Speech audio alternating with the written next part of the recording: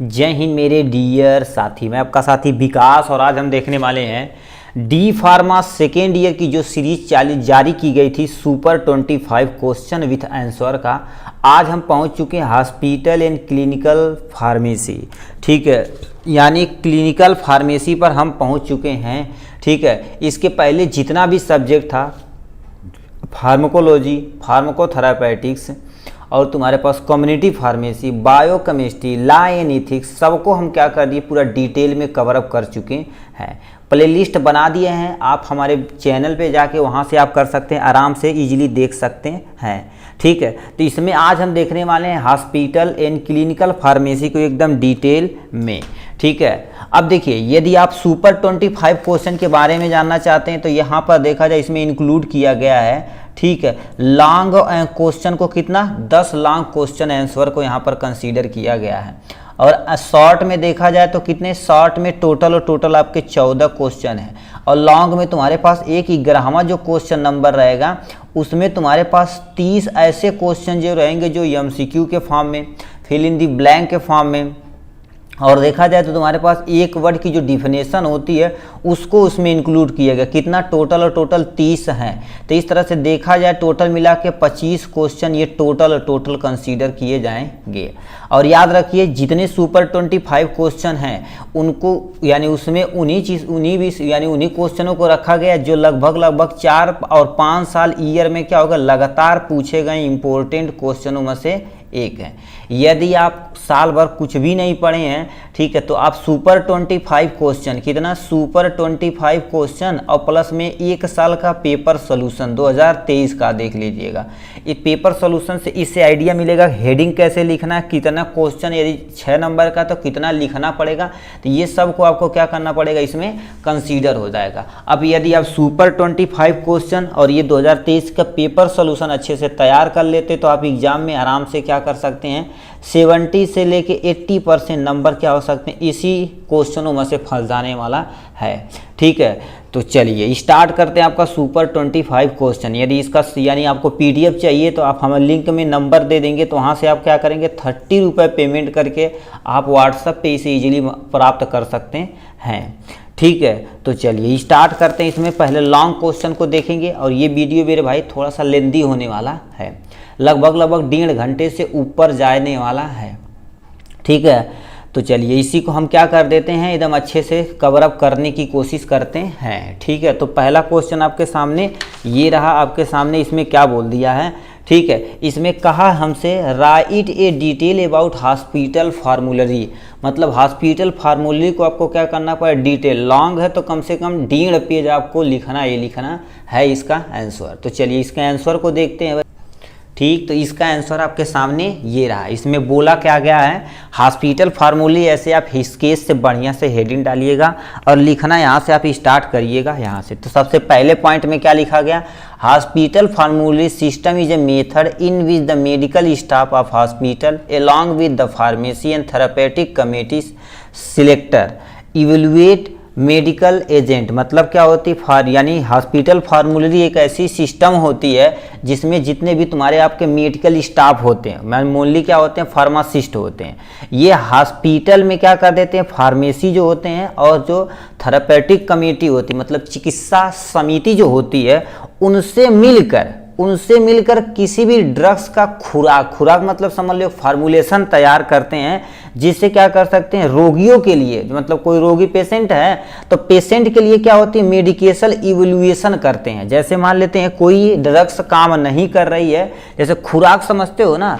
जैसे मान लेते फॉर एग्जाम्पल में हम ले लेते हैं। ठीक है, मान लेते किसी पर्सन को क्या होगा, बुखार और प्लस में बदन दर्द वगैरह बहुत सारी चीज़ें, तो बुखार के लिए हम क्या लेंगे, उसे पीसीएम दे देंगे और यानी उसके शरीर दर्द को लिए क्या करते हैं, साइक्लोफेनेक दे देंगे। तो ये फार्मूलेशन कोई ना कोई तैयार कर रहा होगा कि नहीं, तो उसी को हम क्या बोलते हैं, हॉस्पिटल फार्मूलेशन बोला जाता है। It is and the easy for, ठीक है, easy for a hospital pharmacy to task all the medication that doctor may want to the यानी prescribe to the other hospital patient. कहने का मतलब क्या होता है, ये इजीली नहीं होता कि तुम किसी भी यानी कॉम्बिनेशन से दवा बना के रख दो, ऐसा नहीं होता है। ठीक, इसमें hospital pharmacy stock all medication, मतलब हॉस्पिटल फार्मेसी जो होती है सबसे पहले सब मेडिसिन को ला के रख दिया जाता है। उसके बाद डॉक्टर के द्वारा प्रिस्क्राइब की हुई ड्रग्स को क्या कर देते हैं, जो पेशेंट के लिए की जाती है उसी में हम हॉस्पिटल फार्मूलेशन करते हैं। ठीक है, एक मेरे भाई ने फ़ोन करके बताएं कि सर आप बहुत स्पीड से पढ़ाते हैं। ठीक है, बहुत स्पीड से पढ़ाते हैं। मेरे भाई स्पीड से नहीं पढ़ाते, आप सोच ही सकते हैं। देखिए, ये एक की क्वेश्चन 10 क्वेश्चन आपके लॉन्ग हैं और कम से कम 14 क्वेश्चन आपके कितने हो जाएंगे, ठीक है, शॉर्ट हो जाएंगे। तो मान लेते हैं हम एक क्वेश्चन पे 10-10 मिनट देंगे तो कितना हो जाएगा यहाँ, ठीक है, यानी 10 मिनट देंगे तो 10 नहीं हम 100, मतलब देखा जाए तो कितना घंटा हो गया, 60 और 4 1 घंटा 40 मिनट केवल लॉन्ग क्वेश्चन आंसर को हम दे देंगे। और शॉर्ट में उसी तरह से इंटर करेंगे तो वीडियो हमारा कितने घंटे का बनेगा, 3 घंटे का बनेगा। ठीक है, और इसे आपको अलग अलग वीडियो देखना है तो हमारे चैनल पे ऑलरेडी अपलोड है, अलग अलग वीडियो भी जाके आराम से देख सकते हैं। ये थोड़ा सा फास्ट इसलिए रखा गया क्योंकि हमारे लिए भी सुविधा है, अपलोड करने में भी सुविधा होगी। अब बताओ हम 5 घंटे का वीडियो अपलोड कर दे तो उससे कोई फ़ायदा नहीं है भाई। ठीक है, इसमें केवल उसे टच करके आप थोड़े से पढ़े रहेंगे, आपको दिमाग में टच करके जागृत करा दिया जाता कि अच्छा इस टॉपिक में इतनी चीज़ें हमें लिखनी है। ठीक है, इसलिए हम इसे क्या कर देते हैं, थोड़ा सा रनअप करके तेजी से चलने का काम करते हैं। ठीक है, इन स्टाफ, ठीक है, in hospital staff along with the PCT, यानी क्या होती है, फार्मेसल। ठीक है, और यानी ये तुम्हारे पास एक कमेटी होती है जो क्या कर देती है, किसी भी ड्रग्स के ट्रीटमेंट के लिए, यानी फार्मेसी थेरापेटिक कमेटी होती है जो किसी भी ड्रग्स के यानी कॉम्बिनेशन कैसे बनाना वो निर्धारित करती है। Meet regulate to make the change in formulary, मतलब ये क्या कर देती है, रेगुलेट करती है और फार्मूलरी को भी चेंज कर सकती है, या उसमें कोई दिक्कत है तो उसे रिवाइज कर सकती है पीरियोडिकली। ठीक है, ये हो जाएगा इनके इंट्रोडक्शन के बारे में। अब इनका तो उद्देश्य क्या होता है, यानी लिखा है ऑब्जेक्टिव ऑफ फार्मूलरी, ठीक है, हॉस्पिटल फार्मूलरी, यानी लिखा इन्फॉर्मेशन ऑफ ड्रग्स प्रोडक्ट, मतलब कोई भी ड्रग्स है, ठीक है, यानी ड्रग्स का प्रोडक्ट है उसमें क्या क्या चीज़ कॉम्बिनेशन मिलाया गया तो ड्रग फार्मूलरी के द्वारा आप इजीली जान सकते हैं। इन्फॉर्मेशन ऑफ यानी हॉस्पिटल पॉलिसी, हॉस्पिटल की पॉलिसी को आराम से आप जान सकते हैं। स्पेशल इन्फॉर्मेशन, ड्रग्स के बारे में पूरा डिटेल इन्फॉर्मेशन आप इजीली ले सकते हैं। अब इसके लिए प्रोसीजर कैसे तुम्हें करना पड़ेगा, फर्स्ट सबसे पहले क्या करना पड़ेगा, लिखा to make up the hospital formulary, first step, ठीक है, is a to form a good PC, यानी पीटीसी होना चाहिए।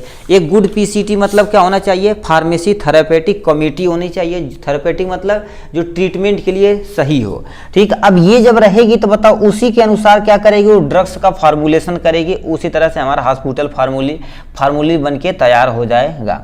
The PCT develop a फार्मूलरी is right and form, ये मोस्टली क्या होता है, राइट एंड फॉर्म होता है। दिस कमेटी टेक डिसीजन, मतलब यही कमेटी क्या होती है, पीटीसी, यानी क्या होती है, यहाँ से फार्मेसी थेरापेटिक कमेटी होती है, वही डिसीजन लेती है। अब डिसीजन लेने के लिए क्या क्या डिसीजन ले सकती है, ये करती है, पहले लिख रखा है type of publication of formulation, मतलब कौन सी ड्रग्स किस तरह की पब्लिकेशन की जाएगी, पब्लिक में लाने के लिए उसका कॉम्बिनेशन क्या होता है, यही कमेटी देखती है। फिक्स ऑफ रूल को फिक्स करती है। Which are PCT required during the evaluation, मतलब कोई भी ड्रग्स का मान लेते इवेल्युएशन करना है तो पीसीटी यानी पीटीसी निर्धारित करेगी और सिलेक्ट करेगी ड्रग्स के फार्मूलेशन के बारे में। लिखा addition of the new content, like मतलब मान लेते कोई एक नया कंटेंट हम किसी भी ड्रग्स में ऐड करना है या किसी पेशेंट के, ठीक है, जो कॉम्बिनेशन होता है ड्रग्स का वो हमें लाना है तो इन्हीं के अनुसार किया जाता है। सबसे पहले यहाँ पर प्रिस्क्राइब राइटिंग, मतलब जो भी प्रिस्क्राइब किया गया उसे उठा कर लाएंगे। यूज ऑफ ड्रग्स की यूज के बारे में बताएंगे। Table of the common laboratory value, मतलब क्या करेंगे, टेबल करेंगे और ठीक है जो लेबोरेटरी वैल्यू होती है उसे हम देखेंगे। फिर क्या करेंगे, कैलकुलेशन ऑफ डोज, जो बहुत ही जरूरी है। ठीक है, कैलकुलेशन ऑफ डोज इसलिए जरूरी है, मान लेते हैं आप डोज ज़्यादा कर दें, हमें खिलाना किसी छोटे बच्चे को तो ओवर डोज रहेगा तो उसकी डेथ भी हो सकती है। ठीक है, तो डोज बहुत ही ज़रूरी होती है, तो इसीलिए हम क्या कर देते हैं, यानी हॉस्पिटल फार्मूलेशन किया जाता है। अब इसका एडवांटेज और डिसएडवांटेज यहाँ से दे दिया है। ठीक है, अब एडवांटेज क्या होता है, देखिए लिखा hospital formulary offer the medical practitioner के द्वारा की जाती है। एक्सेस टू सेफ होती है और इफेक्टिव होती है इलनेस मतलब कोई बीमार है तो उसके यदि हॉस्पिटल फार्मूले का यूज कर सकते हैं तो वो सेफ इफेक्ट यानी सेफ ड्रग्स सेफ होती है, ठीक है। और क्या होती है, इफेक्टिव भी होती है और ट्रीटनेट इलनेस, इलनेस मतलब दवा को जल्दी से क्या कर देती है, ट्रीट कर देती है, ठीक है। दवा डिजीज को ट्रीट कर देती है। लिखा है इट लोअर कास्ट, पैसा भी कम लगता है। नहीं तो मान लेते हैं आपको, जैसे मान लेते हैं अभी जीरोडाल एसपी, जीरोडाल एसपी में क्या होता है, एसाइक्लोफेनेक होता है, पैरासीटामॉल प्लस सरसेरियोपेप्टाइडेज। अब बताओ कितने 10 रुपए की आपकी गोली मिल जाती है। अब अलग अलग लेंगे तो आपका पैसा ज़्यादा हो सकता है। तो यानी लोअर कास्ट के लिए कंट्रोल करती है अमाउंट ऑफ ड्रग्स और इन्हांस द प्रोक्योरमेंट, मतलब दाम को देखते हुए क्या कर देते हैं, उसकी जो क्वालिटी होती है वो भी हमारी इंप्रूव होनी चाहिए कि नहीं हम दाम को देखते हुए उसकी क्वालिटी को घटिया क्वालिटी करते हैं, ऐसा नहीं। इनहांस द क्वालिटी एश्योरेंस, यानी क्वालिटी एश्योरेंस को हमें क्या करना है, मेंटेन रखना पड़ेगा, ठीक है। तो ये एडवांटेज, अब किसी चीज़ का यदि फायदा तो भाई नुकसान भी है, ठीक है। लिखा है तुम्हारे पास क्या होगा, इट में occasionally allow only the pharmacist to take the decision. अब ये क्या होता है, केवल यानी डिसीजन कौन ले सकता है आपके, ठीक, फार्मासिस्ट ले सकते हैं, regard which the brand of formulation. मगर क्या होता है, बहुत सारे फिजिशियन जो होते हैं, ठीक है, इसे मानते ही नहीं, अपना खुद का वो क्या कर देते हैं, दवा लिखते हैं। तो वही क्या लिखा, हॉस्पिटल फार्मूले सिस्टम रिवोक कर देते हैं, किसके द्वारा, physician authority to the prescriber, मतलब उन्हें पैसा दे दी जाएगा कि ये दवा आप ना लिखिए, ये लिखिए, ठीक, तो वो लिखते हैं। तो इसके लिए फार्मूलेशन क्या हो जाएगा, दिक्कत में हो जाती है।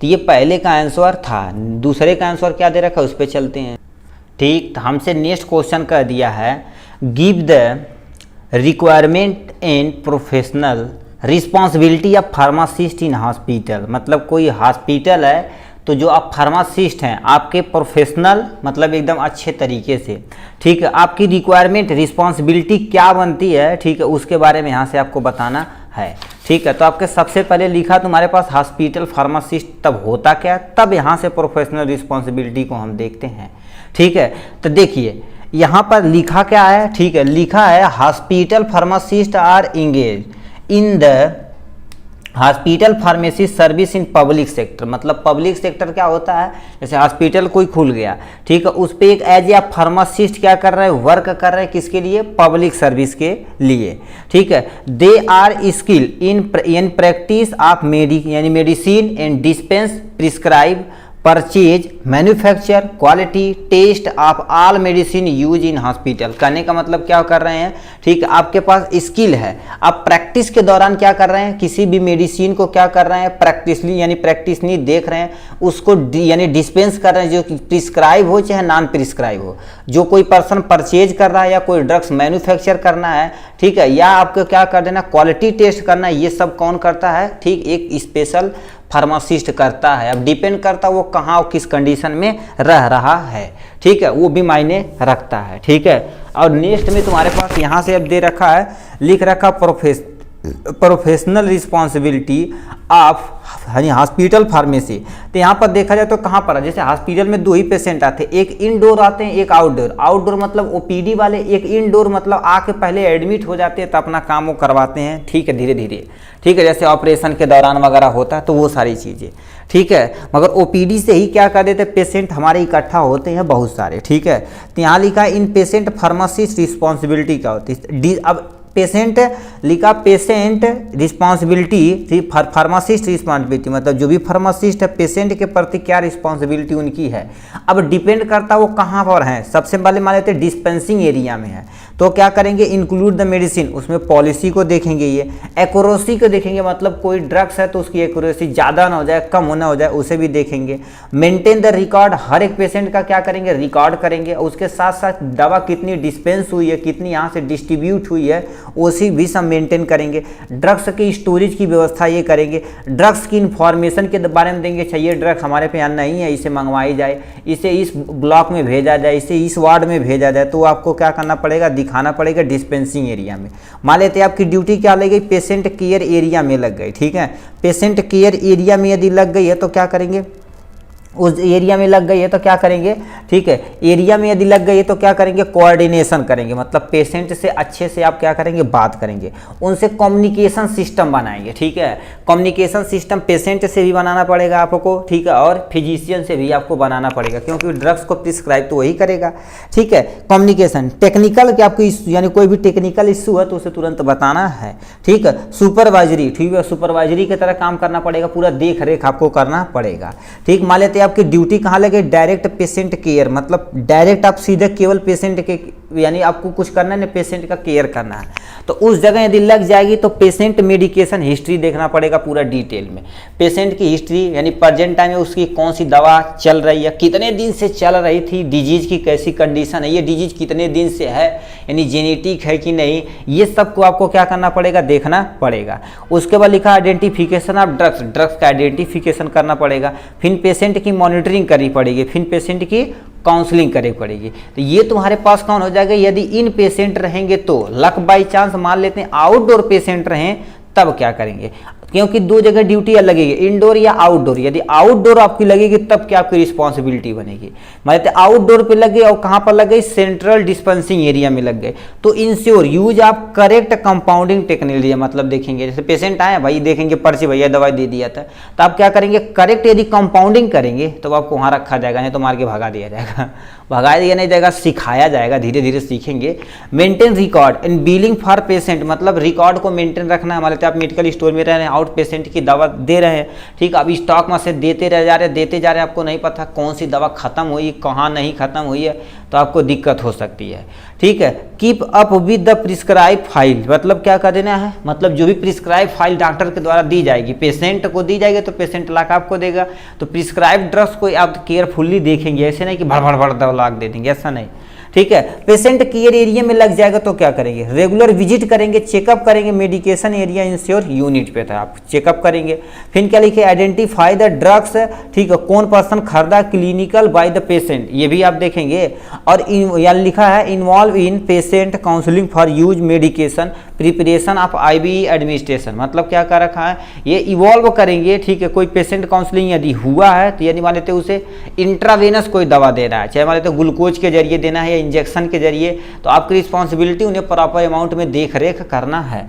अब जनरल रिस्पॉन्सिबिलिटी आपकी क्या होती है इसी आउट पेशेंट में, ठीक है। यहाँ पर लिखा है इन ऑर्डरिंग यानी completely pharmaceutical need of the outdoor service area, मतलब क्या कर देना है, आउटडोर एरिया में जितने भी तुम्हारे पास सर्विस देनी है उसे कंप्लीट रूप से कोऑर्डिनेशन मैनर में चलाएंगे, ठीक है, पेशेंट के द्वारा कम्युनिकेट करेंगे, ठीक है। Make sure that all drugs are properly manage करेंगे, मतलब आपसे उम्मीद रखी जाएगी कि मतलब जितनी भी ड्रग्स है प्रॉपरली आप मैनेज करेंगे, कोई दवा घट जाती तो उसे कॉपी में लिखेंगे, जाके आप क्या करेंगे ऑफिस में बोलेंगे तो वो क्या करेंगे दोबारा उसे मंगाया जाएगा, ठीक है। लिखा है take part in the cardiopulmonary emergency, इसे भी आप क्या करेंगे, ठीक है, जल्दी से जल्दी कराने का काम करेंगे। तो इस तरह से देखा जाए तो ये सेकेंड का हो गया आंसर। अब थर्ड पे जाते हैं, ठीक है, ठीक। तीसरा नंबर हमसे क्वेश्चन कह दिया है, कह दिया डिफाइंड ड्रग्स डिस्ट्रीब्यूशन, यानी ड्रग्स का डिस्ट्रीब्यूशन क्या होता है इसके बारे में आपको बताना है।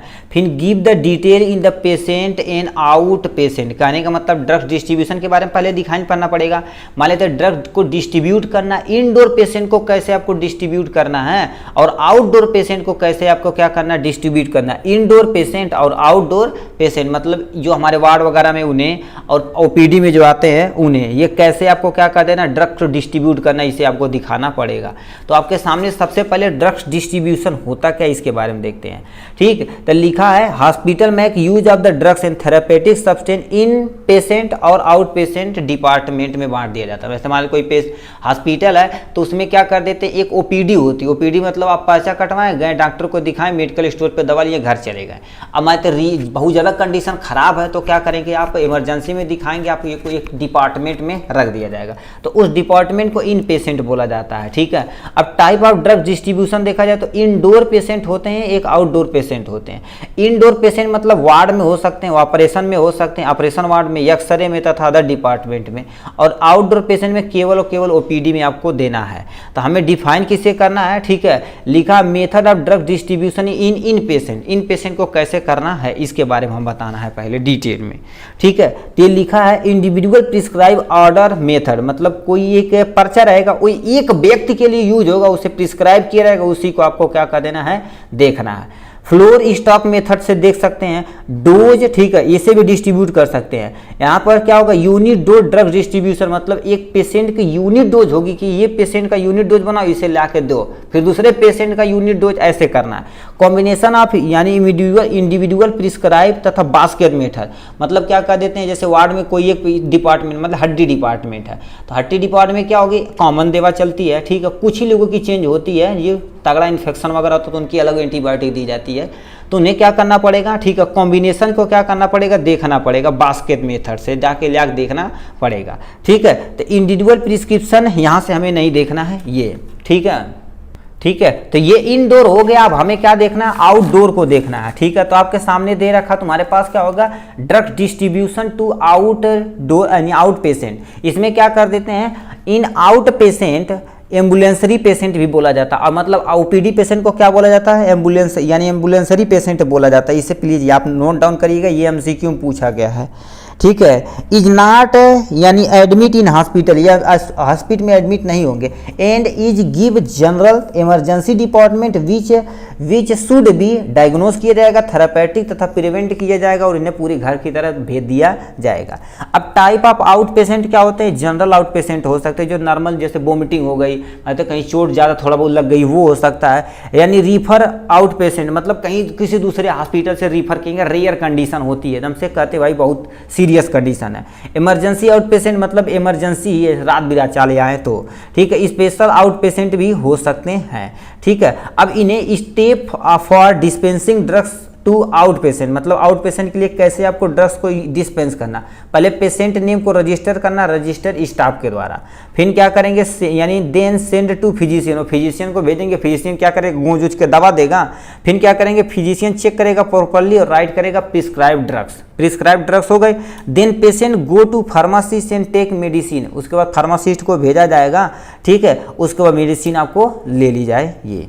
फिर तुमसे क्या लिख रखा है, pharmacist carefully record check in provide drugs, मतलब वो क्या करेंगे, केयरफुल्ली क्या करेंगे, उससे रिकॉर्ड करेंगे फार्मासिस्ट, उसके बाद उन्हें दवा प्रोवाइड करा देंगे। तो ये हो जाएगा किसके बारे में, पेशेंट। इसको हम पूरा दे देंगे, ठीक है, फ्लोर स्टॉक मेथड वगैरह भी उसमें डाल देंगे, आप पूरा एक बार पढ़ लीजिएगा पीडीएफ में, ठीक। नेक्स्ट क्वेश्चन हमसे कह दिया चौथा number, what is supply chain, यानी सप्लाई चेन क्या होती है, और प्रिपरेशन ऑफ ड्रग्स लिस्ट। अब लिस्ट की कैसे आपको प्रिपरेशन करनी है इसमें आपको बतानी पड़ेगी। तो आपके सामने क्या होगा, ये सप्लाई चेन का थोड़ा सा इंट्रोडक्शन के बारे में दे रखा। सप्लाई चेन क्या होती है, जैसे मान लेते हैं कहीं एक फैक्ट्री में दवा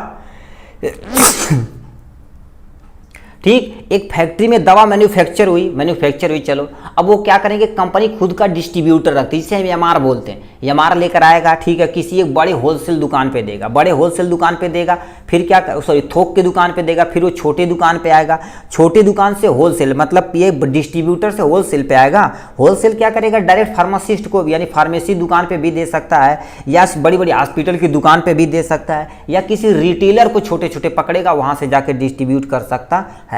तो इसी को क्या बोलते हैं, एक चैन बना कि मतलब कंपनी से कैसे आ रहा है, फार्मेसी हॉस्पिटल तक कैसे पहुंच रहा है, फार्मासिस्ट की दुकान पर कैसे चल रहा है, तो एक चैन बन रहा है, उसी को सप्लाई चैन बोलते हैं। अब लिखा क्या हो गया, फार्मास्यूटिकल चैन यानी supply chain is the link through which prescription यानी मेडिसिन आर द ठीक are manufacture and deliver to patient, मतलब क्या कर देते हैं, यानी सप्लाई चैन देखा जाए तो एक लिंक होती है प्रिस्क्रिप्शन, मतलब जो डॉक्टर के द्वारा लिखी जाती है, प्रिस्क्रिप्शन मेडिसिन आर मैन्युफैक्चर, कहाँ पर वो मैन्युफैक्चर हो रही है, कहाँ से पेशेंट को क्या करे डिलीवर हो रही है, तो ये चैन बन रहा है, उसी को सप्लाई चैन बोलते हैं, ठीक है। Supply chain network is highly complex होता है, यानी क्या होता है, यानी लिखा है requiring a number of step that need to be the taken to make medication available for and assemble, ठीक है, यानी क्या लिखा है, यानी एक्सेबल टू द पेशेंट। कहने का मतलब क्या होता है, यानी सप्लाई जो चेन एक तरह का नेटवर्क फॉर्म होती है और ये बहुत कॉम्प्लेक्स रिकॉर्डिंग होती है, ठीक है। और यानी देखा जाए recurring the number of step, मतलब कई स्टेप हो सकते हैं, अब डिपेंड करता कि किस स्टेप से आप मंगा रहे हैं, ठीक है। नीड टू ऑफ द, ठीक है, need to make medication available for the, अब डिपेंड करता कि कहां पर कौन से ड्रग्स अवेलेबल है, ठीक है।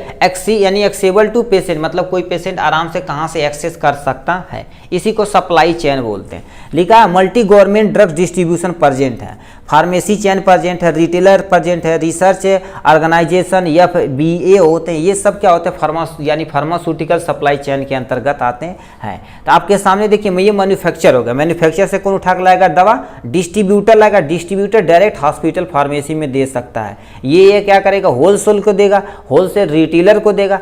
अब तब ये क्या कर सकते हैं, डिस्ट्रीब्यूटर से भी ले सकता है और होलसेलर से भी ले सकता है, रिटेलर से भी ले सकता है, हॉस्पिटल फार्मेसी, इसके बारे में, ठीक है। अब प्रिपरेशन ऑफ ड्रग्स लिस्ट, कैसे आपको क्या कर देना, प्रिपेयर करना है, इसके बारे में यहाँ से बताया जाएगा।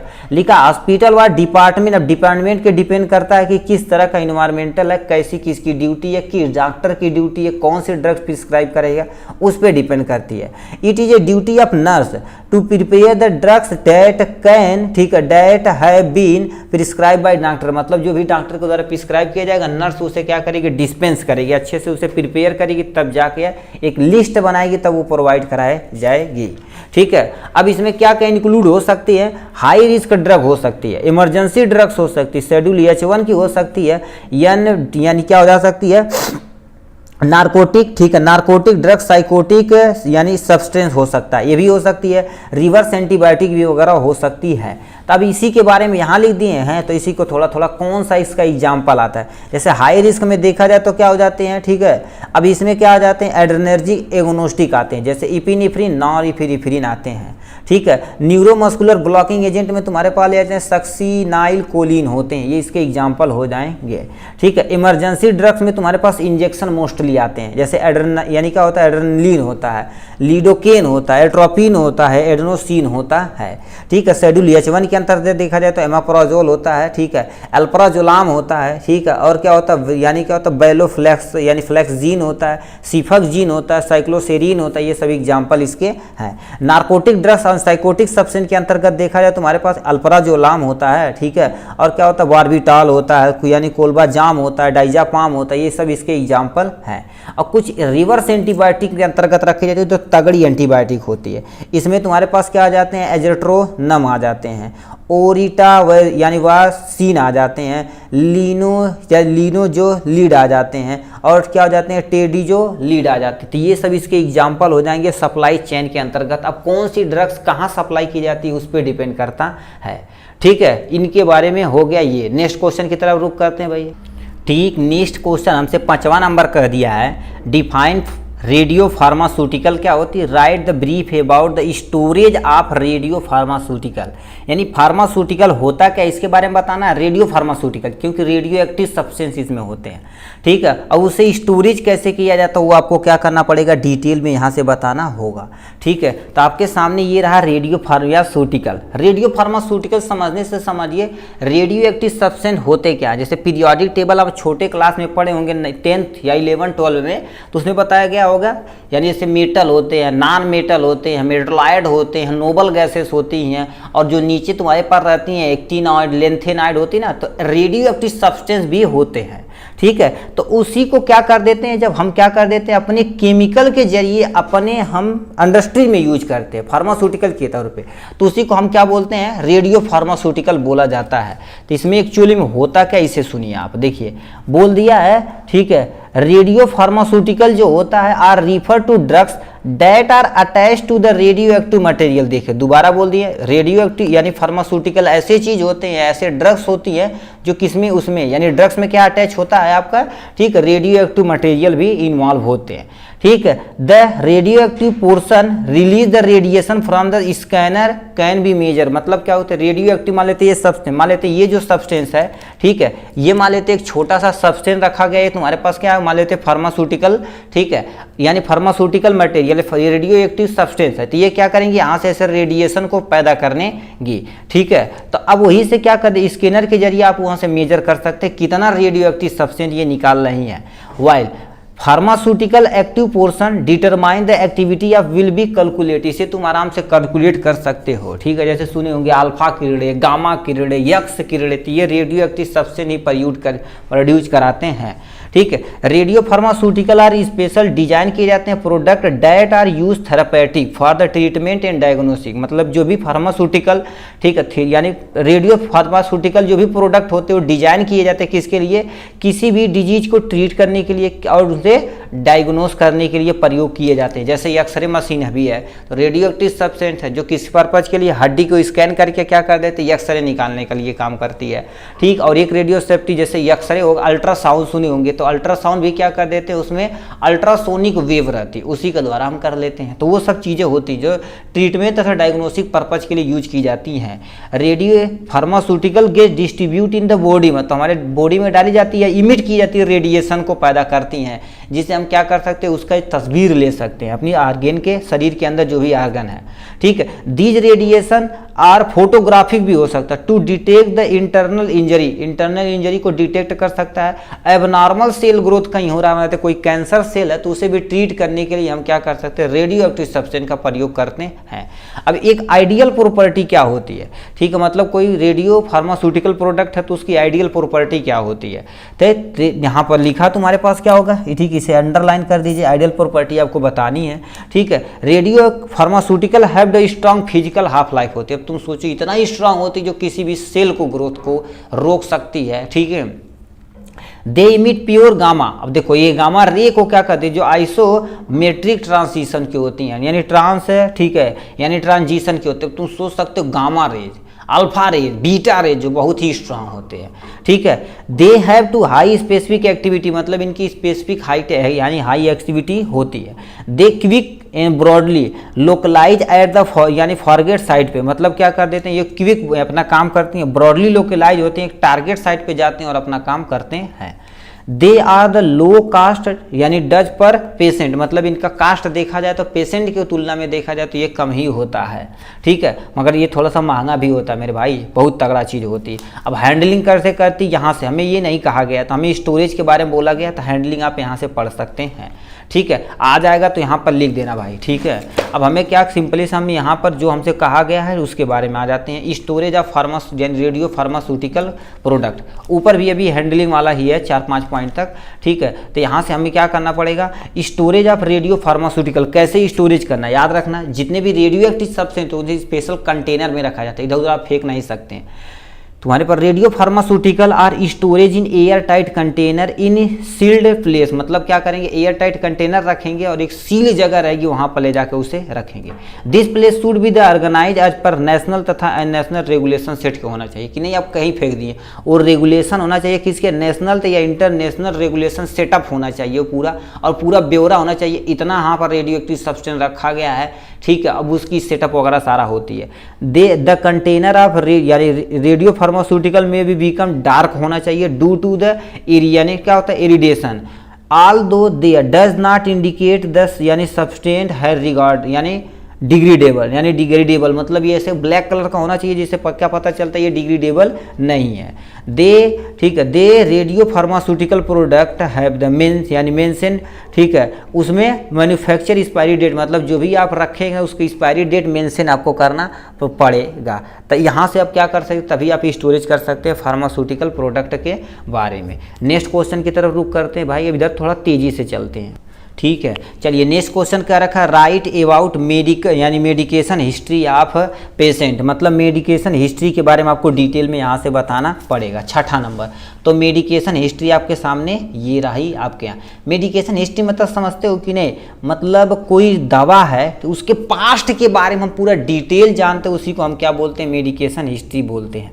यदि मान लेते कोई मेडिसिन खराब है तो उसको उसका जितना भी ब्यौरा आगे है तो उसे रख कर हम क्या कर देते हैं, वहाँ पर उसे डिस्ट्रॉय कर देते हैं, फिर उसी में नया अबेंडेंट वगैरह नया चीज़ ऐड करके फिर नया ड्रग्स बनाते हैं। तो देखते हैं अच्छा इसका जो पहले वाला था इस डिजीज को मार रहा था, ये जो आ रहा था इस डिजीज को मार रहा, अच्छा उसमें ज़्यादा सूटेबल करें, ऐसे ऐसे तैसे भी सोचते हैं।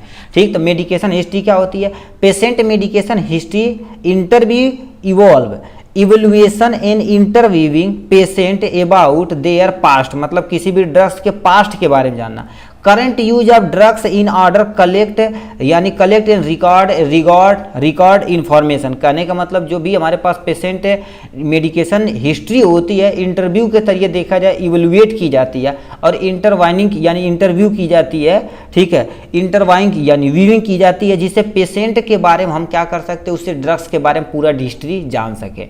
करंट प्रेजेंट टाइम में किस दवा का यूज कर रहा है और पहले कौन सी दवा का यूज कर चुका है, सब पूरी हिस्ट्री लेते हैं। उसके बाद हम क्या करते हैं, सारी इन्फॉर्मेशन को कलेक्ट करते हैं, यानी जो भी ऑर्डर होता है कलेक्ट और रिकॉर्ड इन्फॉर्मेशन, पूरी इन्फॉर्मेशन को कलेक्ट करते हैं और रिकॉर्ड करते हैं।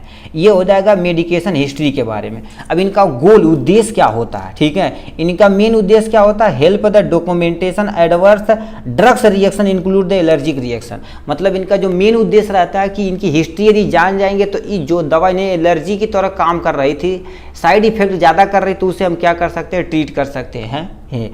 To help the determine the rational use of drugs prescription, मतलब हमें हेल्प मिल जाती है कि अच्छा हमें ये ड्रग्स लिखेंगे तो इन्हें साइड इफेक्ट यानी एलर्जी पैदा करेगा, तो ये हमें लिखना नहीं है, ये दवा लिखना और इसके साथ ये दवा लिखना, तो ये ज़्यादा कॉम्बिनेशन तगड़ा काम करेगा, तब हमारा मेडिकल हिस्ट्री इसीलिए हम पता करते हैं। ठीक है, to help the examine the drugs interaction, मतलब हमें जान जाती है अच्छा ये ड्रग्स देंगे तो साइड इफेक्ट इन्हें हो जाएगा, कहते हैं दवा टकरा गई और दिक्कत बढ़ गई, शरीर में फूल गई, तो ये भी हमें पता चल जाएगा कि अच्छा ये दवा इनके साथ यदि देंगे तो इनके शरीर के अंदर एडवर्स इफेक्ट पैदा करेगी, खराब। To help in the evaluate the indication of drugs abuse, मतलब हम क्या कर सकते हैं, ड्रग्स एब्यूज को हम क्या कर सकते हैं, कम कर सकते हैं। अब प्रोसीजर कैसे करना है, देखो pharmacist should be introduce himself the patient, मतलब पेशेंट को सबसे पहले जाएगा फार्मासिस्ट, बोलेगा माय नाम ये है हम इतना चीज़ किए हैं, ये सारी चीज़ इन्फॉर्मेशन देगा। प्रोसीजर पहला, he should get the detail of on disease, मतलब डिजीज के बारे में पूरा डिटेल में जानेगा। प्रिस्क्राइब कौन सी ड्रग्स चाहे, प्रिस्क्राइब तथा नॉन प्रिस्क्राइब कुछ भी ड्रग्स उन्हें चल रही है, ट्रीटमेंट के जरिए रिकॉर्ड करेगा, ऑल इन्फॉर्मेशन पूछ पूछ के एकदम अच्छे से क्या करेगा, कॉपी पे लिख जाएगा। कभी आप डॉक्टर को देखेंगे अच्छे प्रोफेसर रहते हैं तो ये जो लिखा गया है ना, तो मारेंगे 5 या 10 मिनट में गूंज गांच के रख देंगे, पूरा भर डालेंगे, आपसे बतियाते जाएंगे, कहेंगे आपके ये डिजीज है, ये डिजीज हुआ था कि नहीं, तो वो सब गूंजते चले जाएंगे सर, तो काम हो जाएगा एकदम से तगड़ा। ठीक है, ये करते हैं। See should be notice the duration of therapy, मतलब क्या कर देते हैं ये, यानी जो थेरेपी होती है उसको ड्यूरेशन के भी देखते हैं कि कितना दिन से आपको दवा चल रही है, आप सही क्यों नहीं हो रहे हैं। ठीक है, यानी he should understand the patient behaviour regarding the, ठीक है, टेकिंग ड्रग्स, मतलब उसे भी जान जाते हैं कि अच्छा बिहेवियर कैसे है कि इन्हें कैसे दवा का प्रयोग करते हैं। जैसे मान लेते होते हैं ना कि बहुत सारे पेशेंट सही से दवा को इंटेक नहीं करते हैं, टाइम टू टाइम इंटेक नहीं करते हैं, तो वो भी बिहेवियर को हम देखते हैं अपने प्रोसीजर के, मेडिकल हिस्ट्री के प्रोसीजर में।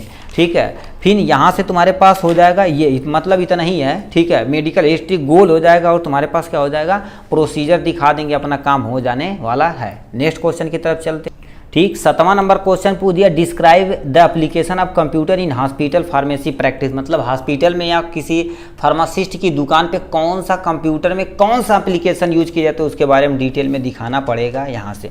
तो लिखा application of computer in hospital pharmacy practice. सबसे पहले क्या होता है, computer play and the important role in development of clinical pharmacy practice in basic pharmacy research, मतलब क्या करेगा, कंप्यूटर एक बहुत ही ज़रूरी चीज़ होती है। ठीक है, बहुत ही ज़रूरी चीज़ होती है क्लिनिकल फार्मेसी में प्रैक्टिस और बेसिक फार्मेसी रिसर्च में ज़रूरी होती है। देखिए भाई, आप इंग्लिश नहीं जानते हैं और कंप्यूटर के बारे में नहीं जानते हैं तो आने वाले आपकी जनरेशन में क्या हो जाएगी, आपके लिए बहुत दिक्कतें हो सकती हैं। कैसे आप कहेंगे, ठीक है, ये सर ये कैसे कहेंगे।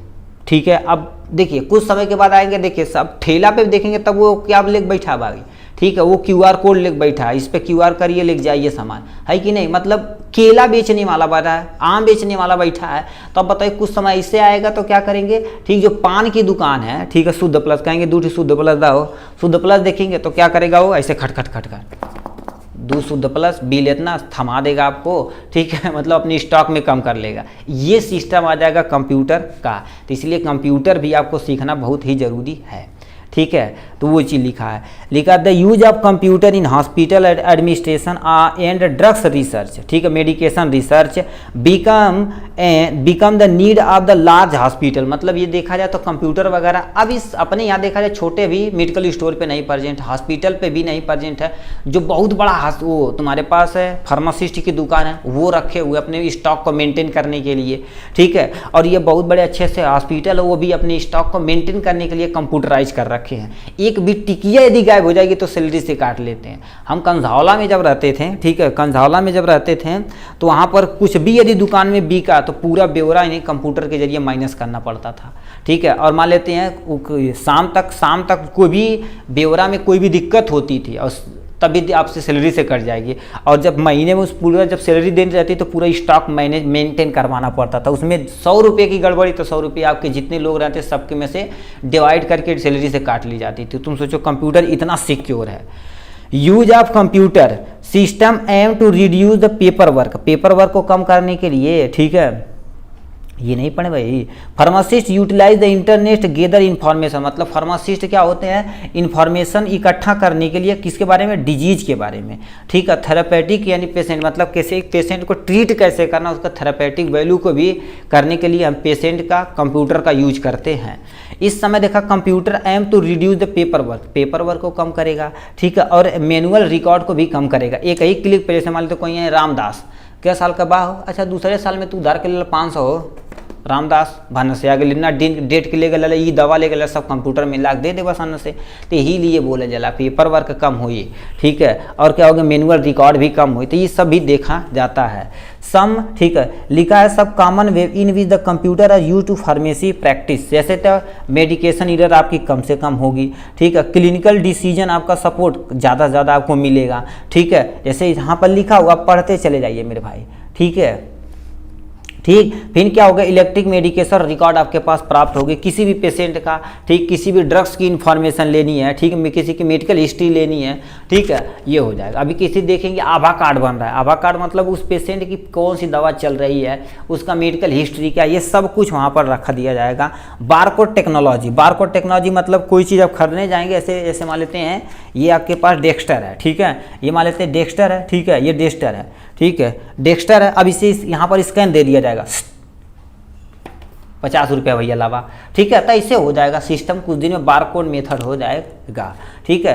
तो ये हो जाएगा इनके बारे में, ठीक है। ड्रग्स इन्फॉर्मेशन डाटाबेस कंप्यूटर में रखा जाएगा, जब चाहिए हमें तुरंत क्लिक करेंगे, सन्न से हमारे हाथ में हो जाएगी। तो ये सब यहाँ से क्या कर देना, थोड़ा थोड़ा हेडिंग डाल के आपको क्या कर देना, डिफाइन कर देना, अपना काम हो जाने वाला। 8वें नंबर पर चल देते, ठीक है। 8वां नंबर का दिया तुम्हारे पास explain various and studies to minimise error, मतलब क्या करना पड़ेगा हमें किसी भी मेडिकेशन के जो ईरर हो रहा है उसके वेरियस स्टडीज हमें अपनाना है, जिससे हम क्या करते हैं ईरर कम से कम हो, इसके बारे में हमें डिटेल में बताना है। तो सामने आपके क्या होगा, मेडिकेशनल ईरर। अब मेडिकेशनल ईरर क्या होता, मतलब मेडिकेशनल ईरर क्या होती है, ऐसे मोबाइल में त्रुटियाँ नहीं होती है, कभी कभी वायरस घुस जाता है, ठीक, तो उसी में क्या होती है, दवाओं में कभी कभी त्रुटियाँ हो जाती हैं, तो उसी को मेडिकेशनल ईरर। तो इंट्रोडक्शन में क्या लिखा है ए मेडिकेशनल error is any preventable event that may be cause or lead to inappropriate medication use of patient harmful while the medicational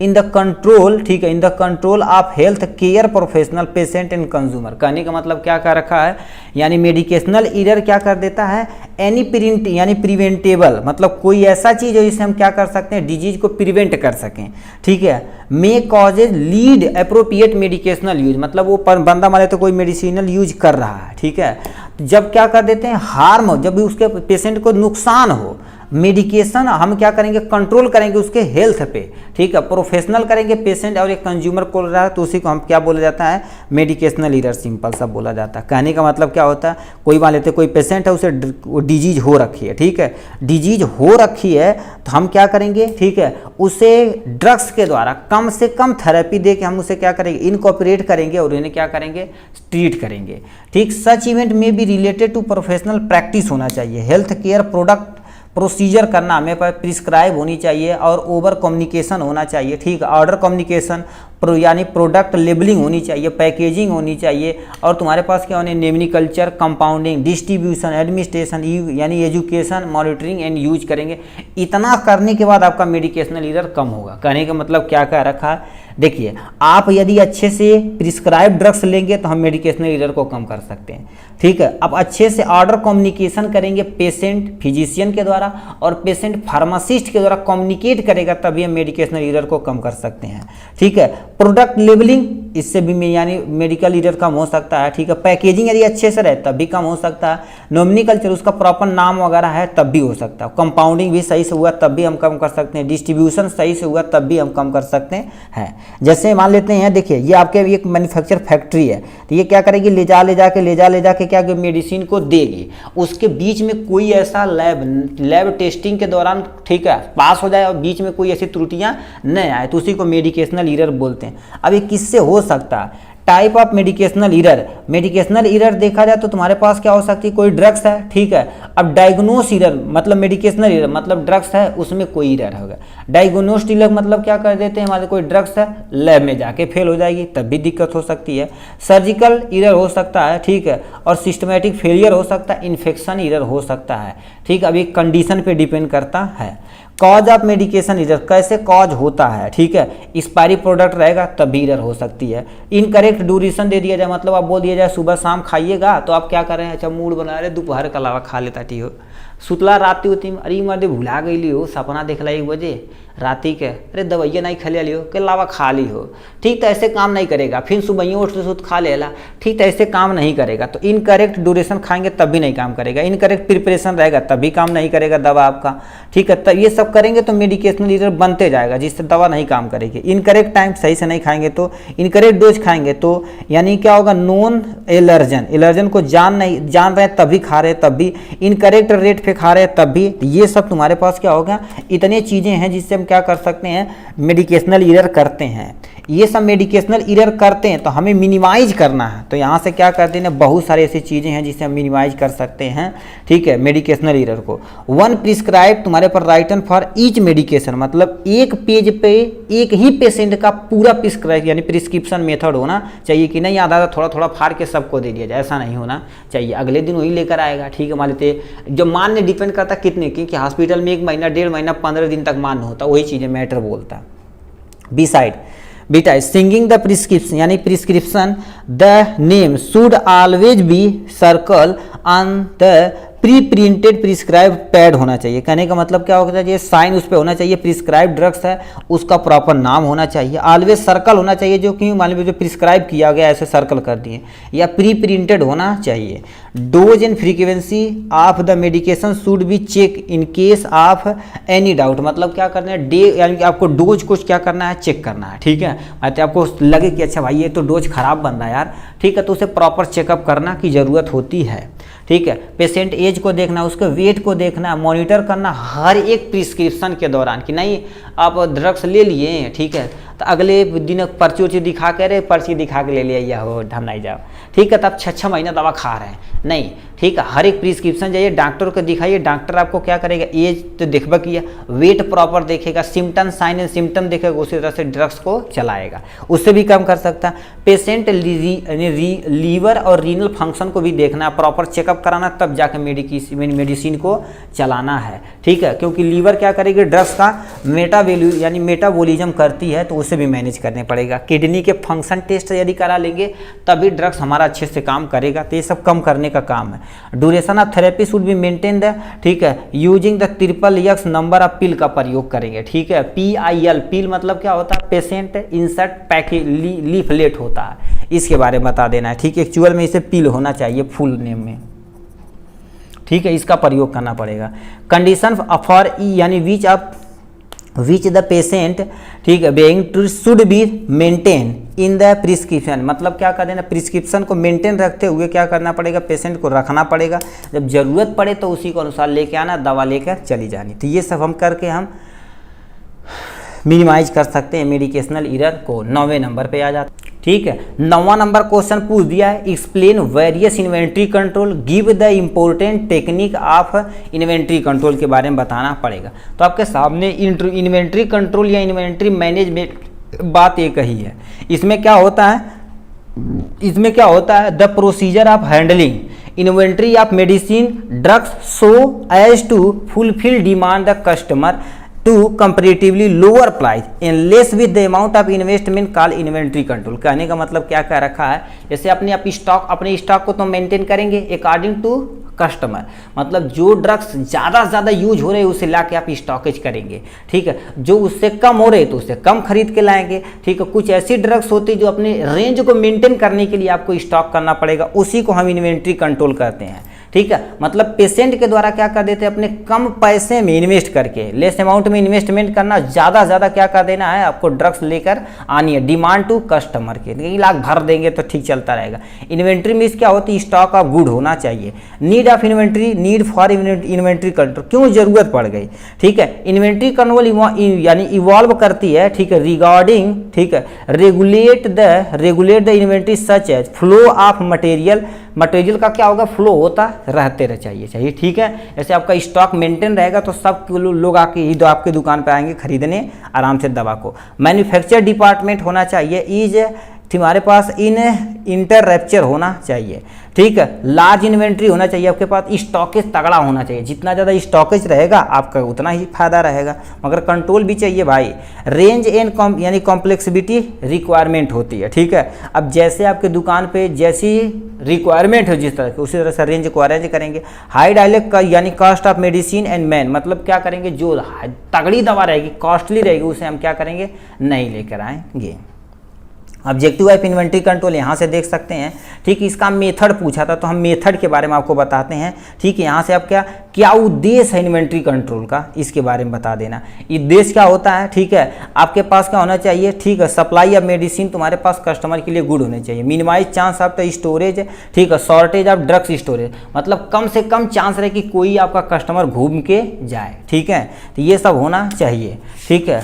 यहाँ से मेथड हमसे पूछा था तो हम क्या कर देते, इन्वेंट्री कंट्रोल मेथड में कई आते हैं, वीडी एनालिसिस आते हैं, एबीसी एनालिसिस आते हैं, मिनिमम तथा मैक्सिमम आते हैं, बार कोडिंग तथा स्कैनिंग मेथड आते हैं, ऑटोमेटिक यानी इन्वेंट्री मैनेजमेंट सिस्टम आते हैं। तो ये सब के द्वारा हम क्या कर सकते हैं, इन्वेंट्री कंट्रोल कर सकते हैं।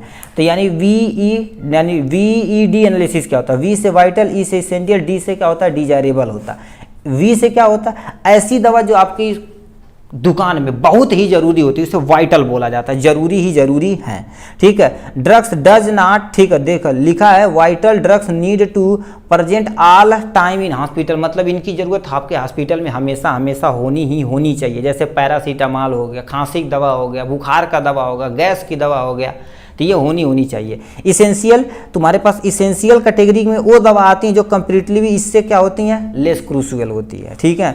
इसमें ड्रग्स केप्ट टू हॉस्पिटल अंदर द ग्रुप के अंतर्गत रखा जाता है, सेट IV हो गया, IV फ्लूइड हो गया, ये सब रखा जाता है, ठीक। डिजायरेबल ड्रग्स, उस ड्रग्स को रखा जाता है जो क्रूशियल होती हैं और हार्मफुल होती हैं जीवन के लिए, जैसे क्या होगा, नींद की दवा, BP की दवा, जो बिना प्रिस्क्रिप्शन के आप दे नहीं सकते मगर आपको रखना पड़ेगा। तो एक मेथड ये हो गया, ठीक है। और दूसरा मेथड यहाँ से ABC एनालिसिस हो गया, यहाँ से आप देख सकते हैं इसके बारे में। ABC यहाँ पर तुम्हारे पास A से तुम्हारे पास few item which are very costly, मतलब कुछ ऐसे होते हैं जो बहुत महंगे होते हैं, कुछ ड्रग्स ऐसे होते हैं क्या होता है, मॉडरेट कॉस्टली के, न तो ज़्यादा महंगा न तो ज़्यादा सस्ता होते हैं। C में तुम्हारे पास क्या होते हैं, लास्ट ऑफ आइटम जो लेस कॉस्टली, मतलब बहुत कम पैसे में उपलब्ध हो जाते हैं, तो उसे इवन ABC एनालिसिस बोला जाता है, ठीक है। मिनिमम तथा मैक्सिमम सिस्टम होना चाहिए यहाँ से, ठीक है। बार कोडिंग स्कैनिंग मेथड होना चाहिए, ठीक है। और क्या होगा, ऑटोमेटिक इन्वेंट्री मेथड होना चाहिए। तो इतना मेथड रहेगा जिसे हम क्या बोलते हैं, इन्वेंट्री कंट्रोल मेथड बोला जाता है।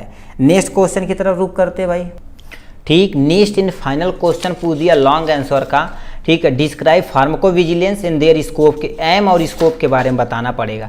तो आपके सामने ये रखा फार्माकोविजिलेंस, फार्माको मतलब ड्रग्स, विजिलेंस मतलब देख रख रखाव, सतर्कता होती है, मतलब किसी ड्रग्स के प्रति आपके सतर्कता का क्या होती है, ठीक है, मतलब कैसे आप उसे देख रेख कर सकते हैं, उसी को फार्माकोविजिलेंस बोला जाता है। तो इसमें क्या होता है, pharmacovigilance made up of the two word, pharmakon मतलब ड्रग्स या मेडिकल सब्सटेंस होता है, विजिलेंस मतलब टू कीप वॉच, मतलब ड्रग्स का कैसे आप रख रखवाव करते हैं उसी को फार्मको विजिलेंस बोला जाता है। अब अकॉर्डिंग टू WHO देखा जाए तो तुम्हारे पास pharmacovigilance is defined as the science and activity related to the detection, assessment, understanding, prevention of adverse effect of any other drugs related problem, उसी को क्या बोलते हैं हम फार्माको विजिलेंस बोलते हैं। फार्माको विजिलेंस दोबारा सुनिए क्या होती है, ठीक है, किसी यानी ऐसी साइंस तथा ऐसी एक्टिविटी होती है कि कोई ड्रग्स किसी से कितना डिटेक्शन यानी डिटेक्शन कर रहा है, असेसमेंट कैसे कर रहा है, उसकी अंडरस्टैंडिंग, उसका प्रिवेंशन, एडवर्स इफेक्ट उसके बारे में, मतलब कोई ड्रग्स किसी दूसरे ड्रग्स के साथ क्या कर रही है, कितना आप इंटरेक्ट कर रही है, उसका साइड इफेक्ट क्या कर पा रही है, ठीक है, उसी को देख रेख रखवाव को हम क्या बोलते हैं फार्माको विजिलेंस बोलते हैं। अब इसका उद्देश्य क्या होता है, to make the treat of the patient effectively, मतलब इसका मतलब क्या होता है जो भी पेशेंट इस ड्रग्स को खाए उसकी रख रखाव में ज़्यादा क्या इफेक्टिव हो। To improve the patient care and safety related use of medicine, मतलब क्या कर देती, इंप्रूव करती पेशेंट को केयर को और सेफ्टी रिलेटेड भी मैनेज रखती यूज ऑफ मेडिसिन के बारे में। यूज ऑफ मेडिसिन यानी ऑल मेडिकल तथा पैरामेडिकल इन्वेंशन यानी इंटरवेंशन सच एज अल्ट्रासाउंड यानी CBC, ECG, ये सब क्या कर देते हैं इसी के रख रखवाव में अपना काम करते हैं। जैसे अब देखिए अल्ट्रासाउंड करवाने जाएंगे तो वैसे भी स्कैन कर सकता है, मगर आपके देखते हुए क्या कर देता है, इस केमिकल का प्रयोग करता है जिससे आपको ट्रीट किया जा सकता है। पेट पे लगा के तब एक्सरे करता है या अल्ट्रासाउंड करता है, एक्सरे करता है, ठीक है, तो वो सब चीज़ें हमको मतलब किसी भी तरह से ड्रग्स यानी ड्रग्स का रख रखवाव करना है। नेक्स्ट में लिखा तुम्हारे पास to improve the public health के इम्प्रूव करने के लिए, ठीक, safety related to use of medicine. अब यूज ऑफ मेडिसिन क्योंकि हमें सबसे पहले ड्रग्स का रख रखवाव ही करना है, वो सेफ्टी भी देखनी पड़ेगी, ठीक है। Too early detection adverse drugs effect के बारे में यहाँ से बताना पड़ेगा, ठीक है। फॉर आइडेंटिफिकेशन ऑफ रिस्क यानी फैक्टर, मतलब रिस्क फैक्टर को हमें आइडेंटिफाई करेंगे यदि हमें पता चलेगा फार्माको विजिलेंस के बारे में तो, ठीक, तो ये एम हो गया, ठीक है। अब हम स्कोप के बारे में आ जाते हैं, ठीक है, स्कोप आपके सामने ये रहा, ठीक है। यदि फार्माको विजिलेंस के बारे में पता तो पेशेंट मॉनिटरिंग कर सकते हैं, क्योंकि ड्रग्स के बारे में पता कि अच्छा ये ड्रग्स इसमें काम आएगी तो कैसे हम इसे बचा सकते हैं, तो आप पेशेंट मॉनिटरिंग कर सकते हैं। इम्यूनाइजेशन भी आप कर सकते हैं, ठीक है। इम्यूनाइजेशन कैसे करेंगे, इम्यून सिस्टम जो वैक्सीन वगैरह आती है उस पेशेंट के दिखवाव के रखाव के लिए होती है कि नहीं, इम्यूनाइजेशन भी कर सकते हैं। हर्बल मेडिसिन भी आप क्या कर सकते हैं, उन्हें प्रोवाइड करा सकते हैं। Disease control public health programme भी चला सकते हैं कि प्रोग्राम गांव-गांव जाके, ठीक है, गांव-गांव जाके लोगों को जागरूक करेंगे, उनके बारे में उन्हें डिटेल में बताएंगे, ये भी कर सकते हैं। एकेडमी भी कर सकते हैं। बुक यानी क्या होता है, लिखा है तुम्हारे पास, ये एक्चुअली ब्लड बैंक होना चाहिए। ब्लड बैंक जैसे ट्रांसफ्यूजन कैसे करना है, ठीक है, उसमें कौन सा, ठीक है, एंटीकोगुलेंट मिलाना है, कैसे करना है, तो ये सब भी वहाँ मेंटेन कराया जाता है। डर्माटोलॉजी मतलब आपको पता चल जाएगा स्किन की डर्माटोलॉजी, स्किन के बारे में, तो इससे हम क्या कर सकते हैं, ड्रग्स का रख रखवाव कर सकते हैं। तो ये हो जाएगा इसके स्कोप के बारे में। आप सिंपली यहाँ फार्माको विजिलेंस का स्कोप डालिएगा, ये ट्री मॉडल बना दीजिएगा, ऐसे आपको काम खत्म।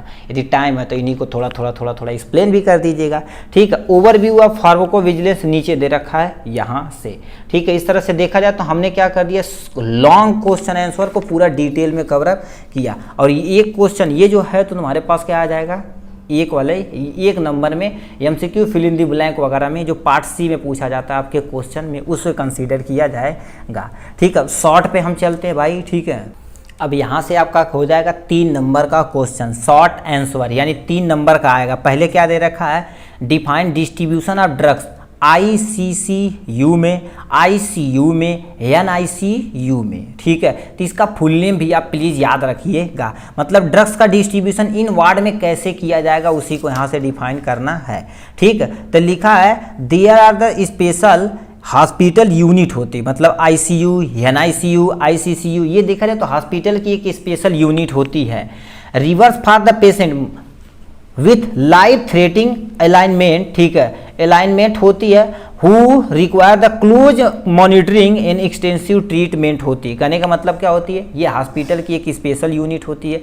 उन पेशेंटों का रखा जाता है जिसकी ज़्यादा से ज़्यादा क्या होगी, लाइफ दिक्कत होती है, मतलब जीवन के बारे में ज़्यादा दिक्कत होती है, ठीक है। यानी उन्हें ज़्यादा ज़्यादा क्या होती है, रिक्वायरमेंट होती मॉनिटरिंग की, उन्हें रखा जाता है। तो इसमें सबसे पहले तुम्हारे पास आ जाता है आईसीयू में ड्रग्स का कैसे डिस्ट्रीब्यूशन करेंगे। जैसे सुने होंगे ना आपके घर में कहते हैं यार वो बहुत सीरियस है, आईसीयू में भर्ती कर दिए गए हैं, ठीक है।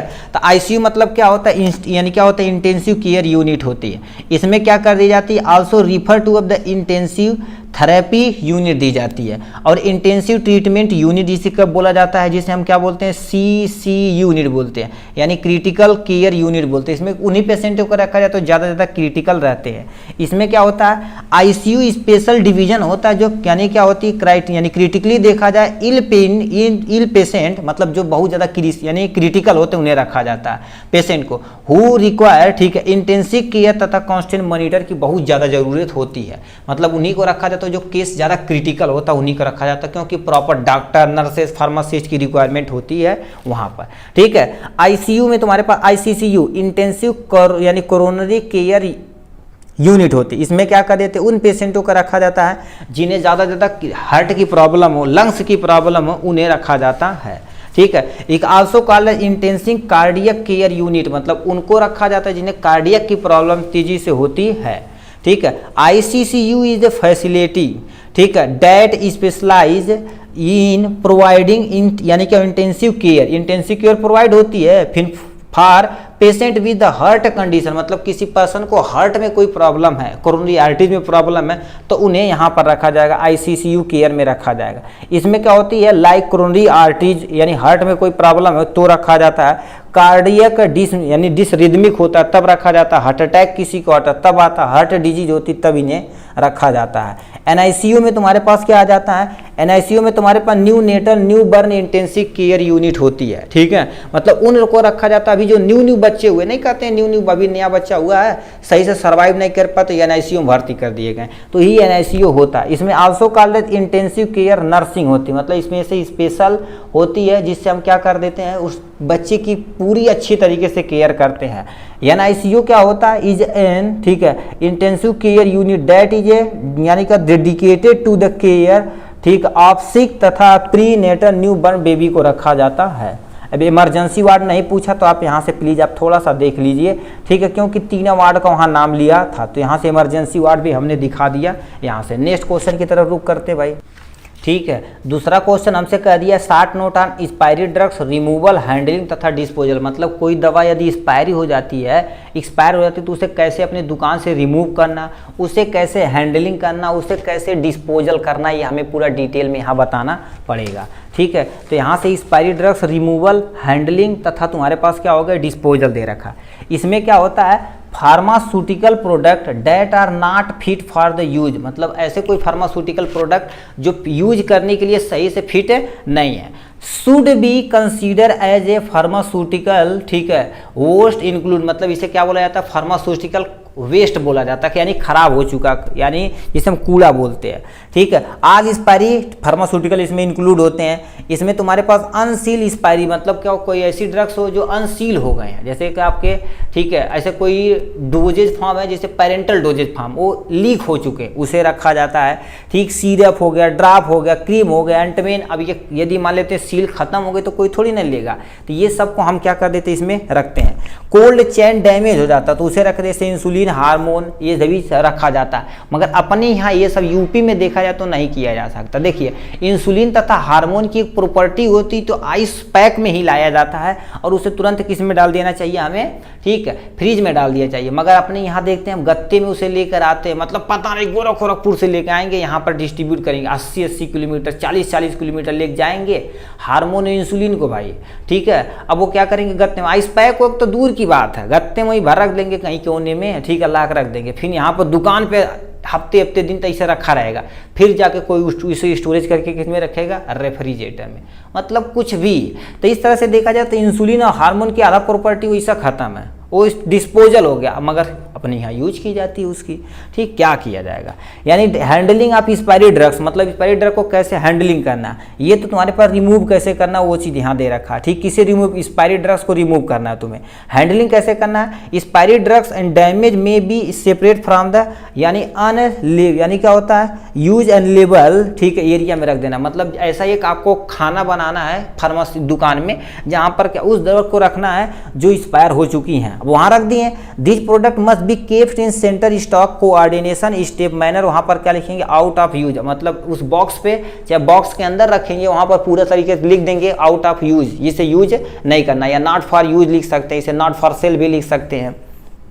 ठीक है, डिस्पोजल ऑफ एक्सपायरी, अब डिस्पोजल कैसे करना है, ठीक है, तो यानी प्रॉपर डिस्पोजल एक्सपायरी ड्रग्स को important to prevent the environmental, देखिए आप याद रखिए, आप इन्वायरमेंट को बचाना है किससे, कंटामिनेशन से, यानी एक्सीडेंटल से, इगेशन से, ड्रग्स यानी ड्रग्स मिसयूज से, तो हमें क्या करना, प्रॉपर डिस्पोजल की व्यवस्था करनी पड़ेगी। ठीक है, अब एक्सीडेंटल मतलब कोई मान लेते उठा के ले लिया, यानी इगेशन मतलब क्या हुआ, खा लिया, मान लेते कोई ड्रग्स एब्यूज कर लिया, मान लेते बहुत ड्रग्स फेंक दिए आप, कोई गया उठा के लेके आया, टिकिया में से निकाल दिया, वो जब पढ़ लिया कि अच्छा ये दर्द की दवा है, उठा के ले क्या करेगा, ले आकर रख लेगा, टिकिया बना बना गांव में ले जाकर बेचेगा, लोगों को लगे हाँ काम कर रहा है काम कर रहा है, तो मिस यूजेज हो जाएगी।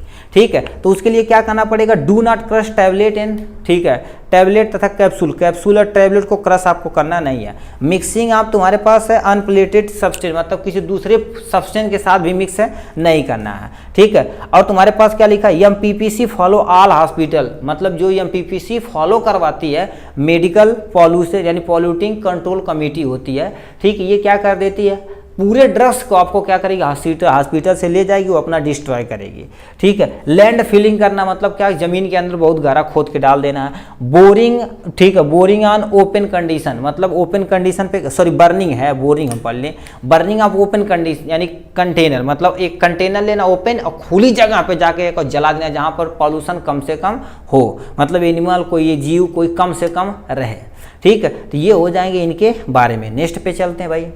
ठीक है, नेक्स्ट क्वेश्चन हमसे कह दिया है, लिखा explain full floor stock system. Floor stock system जब डिस्ट्रीब्यूशन जब पढ़े थे ना, तो उसमें बताया गया था ड्रग्स स्टोरेज के बारे में, फ्लोर स्टॉक मेथड से कैसे आप ड्रग्स को डिस्ट्रीब्यूट कर सकते हैं।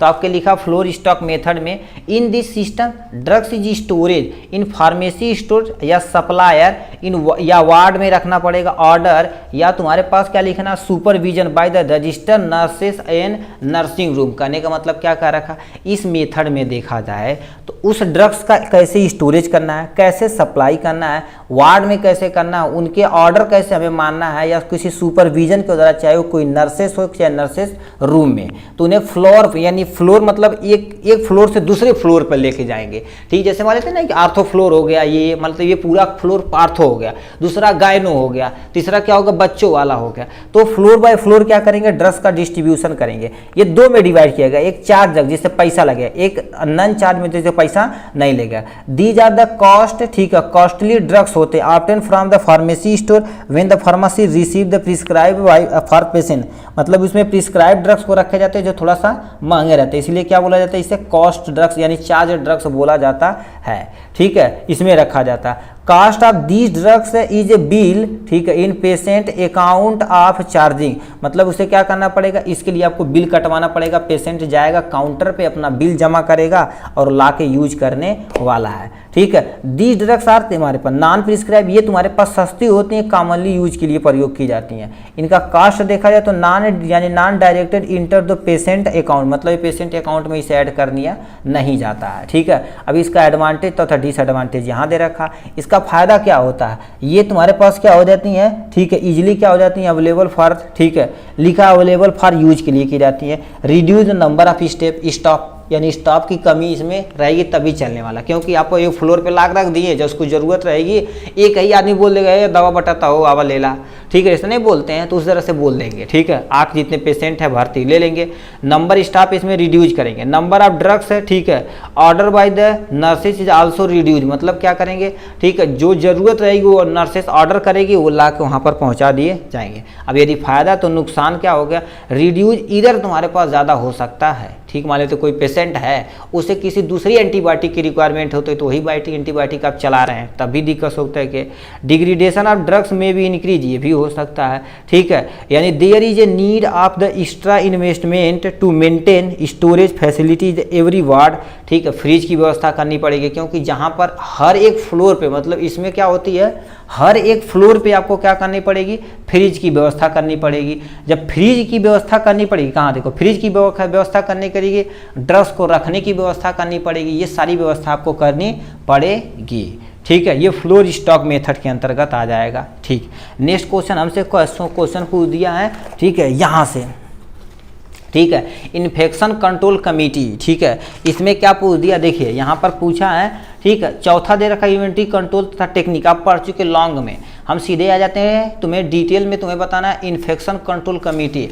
इन्फेक्शन कंट्रोल कमेटी क्या होती है, एक ऐसी कमेटी बना दी जाती है जो ड्रग्स का इन्फेक्शन को रोकती है, ठीक है, कि मतलब कोई पर्सन ज़्यादा समय तक यानी मिसयूज नहीं कर रहा है ड्रग्स को, उसको रोकती है, उसी को हम क्या बोलते हैं, ड्रग्स कंट्रोल, ठीक है, इन्फेक्शन कंट्रोल कमेटी बोला जाता है। इसमें क्या होता है, infection control committee is a यानी क्या होती है, यानी क्या होती है, डिस्पेंसनरी होती है कमेटी, इसे बोला जाता है। That recommend correctly measure and regulate the ठीक है implement of programme policy information, मतलब क्या कर देते हैं, ये उसको रेगुलेट करती है कि ड्रग्स का जो भी क्राइटेरिया उसे आपको फॉलो करना पड़ेगा, ठीक है। कोई इन्फॉर्मेशन ड्रग्स के पॉलिसी के बारे में प्रोग्राम कोई है तो वो सबको इन्फॉर्मिंग करेगी, यही यानी इन्फेक्शन कंट्रोल कमेटी। ऐसे मान तो कोई डिजीज है, पूरे गाँव में इन्फेक्शन फैला रहा है, जैसे चेचक तुम मान लो, एक दो लोगों के हुआ तो ये कमेटी जाएगी भाई की, बोलेगी ये चेचक वायरस के कारण से होता है,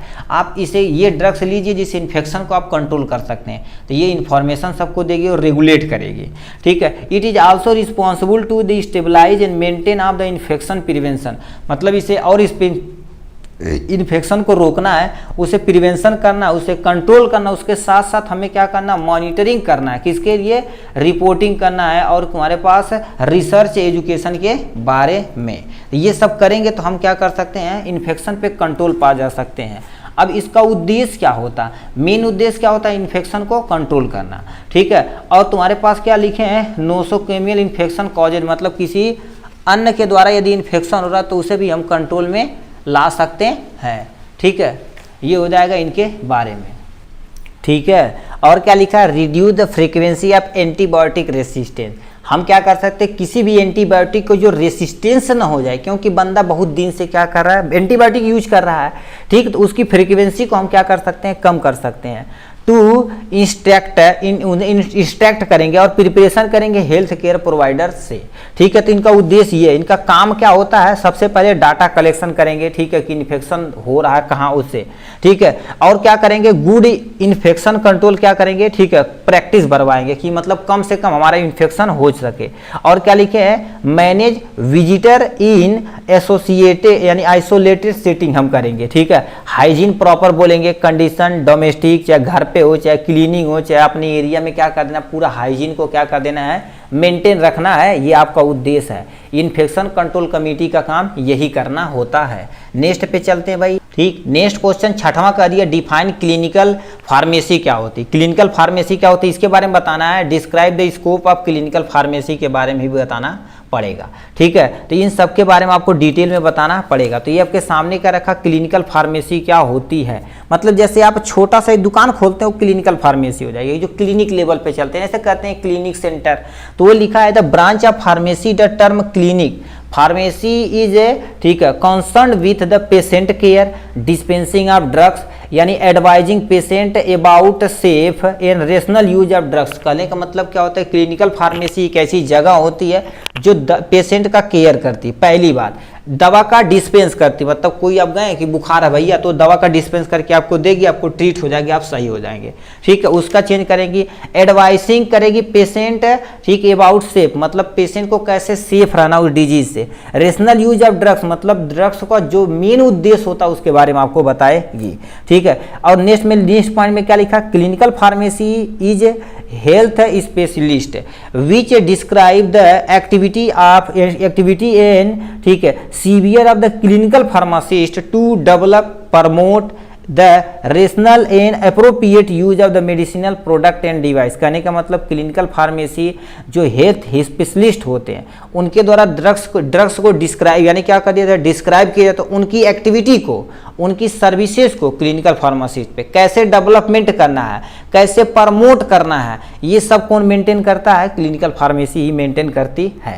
तो इंट्रोडक्शन के बारे में हो गया। अब यहाँ से आपके सामने क्या हो गया तुम्हारे पास है, ठीक है, स्कोप के बारे में आ जाते हैं। ठीक है, तो स्कोप पे देखा जाए तो आप यदि आपको, ठीक है, क्लिनिकल फार्मेसी पता तो पेशेंट काउंसलिंग कर सकते हैं, ट्रेनिंग के सेंटर में जा सकते हैं आराम से। ठीक है, यानी रेशनल प्रिस्क्रिप्शन कर सकते हैं, मतलब नॉर्मल आप प्रिस्क्रिप्शन देख सकते हैं ड्रग्स का। ठीक है, क्लिनिकल रिसर्च भी आप कर सकते हैं, पेशेंट मॉनिटरिंग भी आप कर सकते हैं। ठीक है, और क्या सकते हैं, डर यानी adverse drugs reaction and interaction भी कर सकते हैं। ठीक है, उसके बाद क्या लिख सकते हैं यहाँ से, ड्रग्स डायग्नोस्टिक टेस्ट इंटरफेयर भी कर सकते हैं, स्टोरेज मेडिकल स्टोर यानी हिस्ट्री भी कर सकते हैं, और क्या कर सकते हैं, रिटेल फार्मेसी स्टोरेज भी आप कर सकते हैं। तो इन सब चीज़ों से आप करके आप क्या कर सकते हैं, क्लिनिकल फार्मेसी इजीली क्या कर सकते हैं, रन करा सकते हैं। यदि आप क्लिनिकल फार्मेसी के बारे में नॉलेज रखते हैं तो इस स्कोप में आप इजीली जा सकते हैं। दोबारा सुनिए, पेशेंट काउंसलिंग में, ट्रेनिंग में आप जा सकते हैं। ठीक है, रेशनल प्रैक्टिशनर में जा सकते हैं, क्लिनिकल फार्मेसी में जा सकते हैं, पेशेंट मॉनिटरिंग में जा सकते हैं, adverse effect and reaction and interaction में जा सकते हैं। इन सब चीज़ों में आप क्या कर सकते हैं, इजीली जा सकते हैं। नेक्स्ट पे चलते हैं भाई। ठीक है, नेक्स्ट क्वेश्चन हमसे कह दिया, यहाँ से आपको दिखा देते हैं, कह दिया right A note on compounding in hospital, मतलब यानी हॉस्पिटल की कैसे कंपाउंडिंग करनी है। तो इसमें मेनली ड्रग्स का ही किया जाता है। ठीक है, कंपाउंडिंग क्या कह दिया है, लिखा है compounding is a process, combining होती है, मिक्सिंग होती है, और अल्टरिंग द ड्रग्स, मतलब ड्रग्स का हम क्या कर देते हैं, कॉम्बिनेशन देखते हैं या ड्रग्स की मिक्सिंग करते हैं, उसमें कौन सा ingredient for developing the drugs fulfil the specific need of patient, need a patient, मतलब कोई पेशेंट है उसे कोई डिजीज हुआ। ठीक है, तो हम ड्रग्स को क्या कर देते हैं, अपने अनुसार उसे कंबाइन करते हैं। ठीक है, मतलब प्रोफेशनल बढ़िया होते हैं। ठीक है, और इसमें मिक्सिंग करते हैं और इंग्रेडिएंट करते हैं, उसे डेवलपमेंट करते हैं कि उस पेशेंट को फुलफिल स्पेसिफिक डोज मिल सके। इसी को हम कंपाउंडिंग इन हॉस्पिटल बोलते हैं। ठीक है, मतलब दवा को कंपाउंड करते हैं, मतलब बहुत सारी दवा को इकट्ठा करते हैं, उसी के द्वारा हम ट्रीट करते हैं।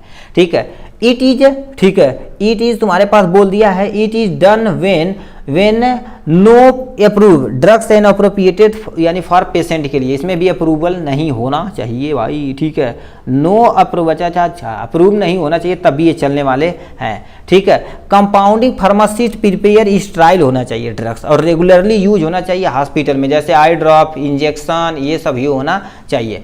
Due to the compounding we make the suitable dose आपके पास होना चाहिए, फार्मूलेशन कलेक्शन होना चाहिए जो पेशेंट या किसी डिजीज की कंडीशन को देखते हुए आपको मेंटेन करना है। ठीक, आइडियल रिक्वायरमेंट क्या होती है कंपाउंडिंग की, कंपाउंडिंग प्लेटफॉर्म होना चाहिए। ठीक है, और क्या होना चाहिए, लैब कोट होना चाहिए, ग्लव्स होना चाहिए, ये कंपलसरी है। ठीक है, मतलब यानी कंपाउंडिंग करेंगे तो ये सब चीज़ होनी चाहिए।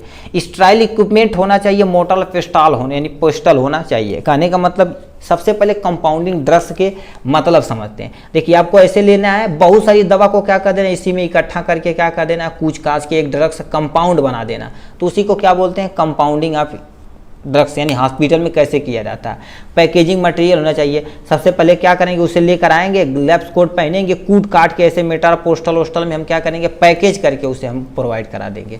अब ऑब्जेक्ट क्या होता है, आपके सामने होना चाहिए, convert solid from to liquid होना चाहिए। ठीक है, avoid allergy ingredient like colour dry होना चाहिए। ठीक है, ये सब एवॉइड आपको करना पड़ेगा। प्रोवाइड एन एग्जैक्ट डोज करना चाहिए, नॉट यानी नॉट अवेलेबल इन मार्केट, जो मार्केट में अवेलेबल न हो। टू मास्क एंड अनप्लीसिएंट टेस्ट, मतलब जो खराब टेस्ट है उसे हम क्या कर देना है, मास्क कर देना है जो सही से। ठीक है, स्वाद में थोड़ा सा अच्छा फेवरेबल, यानी आपको क्या करना, फ्लेवर का प्रयोग करना है। To minimise the multiple dosages, multiple dose का आपको क्या करना है, प्रयोग करना है। तो ये हो जाएगा इनके बारे में। ठीक है, नेक्स्ट क्वेश्चन हमसे कह दिया है, ठीक, daily activity of clinical pharmacist के बारे में। नेक्स्ट क्वेश्चन हमसे कह दिया daily activity of clinical pharmacist, मतलब जो कोई फार्मासिस्ट है उसकी डेली एक्टिविटी पर डे काम क्या होता है। सबसे पहले लिखा है ड्रग्स, यानी तुम्हारे पास ड्रग्स इन्फॉर्मेशन, ड्रग्स के बारे में पूरी नॉलेज होना चाहिए। तो लिखा it is the knowledge ashamed, ठीक है, ashamed in the right and form होना चाहिए, जैसे बुक, जनरल, ठीक है, यहाँ जनरल होना चाहिए, पीरियोडिकल होना चाहिए, ठीक है, और transmitted by the oral communication होना चाहिए व्यवस्था, इलेक्ट्रॉनिक यानी यदि डिवाइस का प्रयोग हो तो और अच्छा है, फिजिकल, केमिकल और तुम्हारे बायोलॉजिकल यानी बायोकेमिकल तथा बायोलॉजिकल हेल्थ केयर साइंस होनी चाहिए। तो मतलब ये सब डेली एक्टिविटी उनको इन्फॉर्मेशन इन सब चीज़ों के बारे में होनी चाहिए। पॉइजन के बारे में इन्फॉर्मेशन होनी चाहिए कि कौन सा पॉइजन कैसा है, कि मतलब वो केमिकल खा लिया है या कोई पेस्टिसाइड खा लिया या हैजार्ड ले रखा है या कोई पिल ले रखा है या तुम्हारे पास कोई हाउस होल्ड आइटम है या कोई एक एनिमल टॉक्सिक है, स्नेक या लिजार्ड काट लिया है, ये सब के बारे में आपको उनके पता होना चाहिए। अब मेन उद्देश्य क्या होता है डेली एक्टिविटी का, इम्प्रूव करते हैं interaction between the pharmacist and community to advance the pharmacy profession. कहने का मतलब क्या कर रखा, आप यदि प्रॉपर अमाउंट में काम कर रहे हैं एज ए फार्मासिस्ट तो आप क्या आपके बीच में, ठीक है, फार्मासिस्ट और यानी जो पेशेंट के बीच में कम्युनिकेशन तगड़ा बनेगा, इंटरेक्शन बढ़ेगा, इंप्रूव होगा, या फिजिशियन के बीच में भी क्या होगा, इंटरेक्शन इंप्रूव होगा, ठीक है। टू प्रिवेंट पेशेंट, ठीक है, patient from patient effect of drugs और एनिमल के बारे में, ठीक है, मतलब आप प्रिवेंट कर सकते हैं किसी भी पॉइजन के किसके द्वारा, effect of drugs in animal के बारे में, ठीक है। To provide appropriate and exact drugs to patient increase the therapeutic effect भी आप क्या कर सकते हैं, यहाँ से इंक्रीज करा सकते हैं, ठीक है। ऑफर मतलब क्या दे रखा, 24 घंटा 7 दिन, ठीक है। डिटेल अबाउट द टॉक्सिक तथा टॉक्सिसिटी अवेलेबल ट्रीटमेंट होनी चाहिए, मतलब इमरजेंसी में जैसे मान लेते कोई सांप काट लिया किसी को तो आपके पास व्यवस्था प्रॉपर होनी चाहिए उसे ट्रीटमेंट के लिए, ठीक है। फिर क्या लिखना है, ठीक है, ये टॉक्सिक हो गया या कोई जहर मतलब कोई जहर खोरी हो गया तो ये सब आपके पास व्यवस्था होनी चाहिए। प्रोसीजर के बारे में यहाँ से देख रखा है, ठीक है। Pharmacist get inform about the drugs going to the administration, pharmacist तुरंत जाकर वहाँ इन्फॉर्म करेगा। Physician council the pharmacist, drugs तथा पॉइजन इन्फॉर्मेशन के बारे में बताएगा, ठीक है। Drugs can be information in यानी मैन्युफैक्चर थ्रू द लीफलेट तथा इलेक्ट्रॉनिक मीडियम से उन्हें प्रोवाइड कराने की काम करेगी। ये प्रोसीजर हो जाएगी डेली एक्टिविटी के बारे में। नेक्स्ट क्वेश्चन पे तरफ चल, 9वां नंबर हमसे कह दिया डिफाइन पॉइजन, पॉइजन एक्चुअली में होता क्या है, इनका टाइप के बारे में बताना पड़ेगा और एंटीडोट के बारे में भी बताना पड़ेगा। तो आपके सामने ये रहा पॉइजन। पॉइजन मतलब क्या होता है, जहर, एक ऐसा चीज़ जो कोई आदमी कंज्यूम कर या इनहेल कर ले, ठीक है, किसी के थ्रू उसके शरीर पे क्या होगा, एक उल्टा इफेक्ट, हार्मफुल इफेक्ट पैदा करे, उसी को हम पॉइजन बोलते हैं। वो कुछ भी हो सकता है।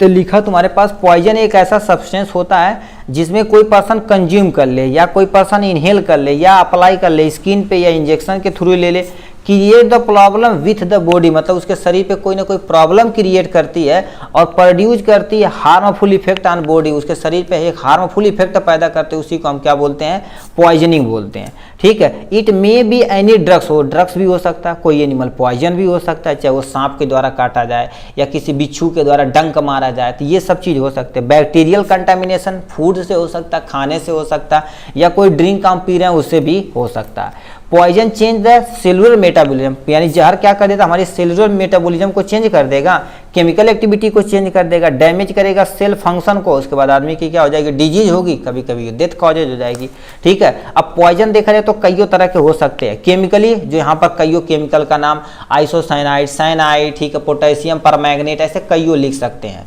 ठीक, सोडियम लिख सकते हैं। तो यहाँ पर कईयों केमिकल के नाम लिख सकते हैं। हाउस होल्ड तुम्हारे पास क्या, जैसे ब्लीचिंग पाउडर पी लेंगे तब भी मरने का चांस बनेगा, कैरोसिन ऑयल पी लेंगे तब भी मरने का चांस बढ़ जाएगा।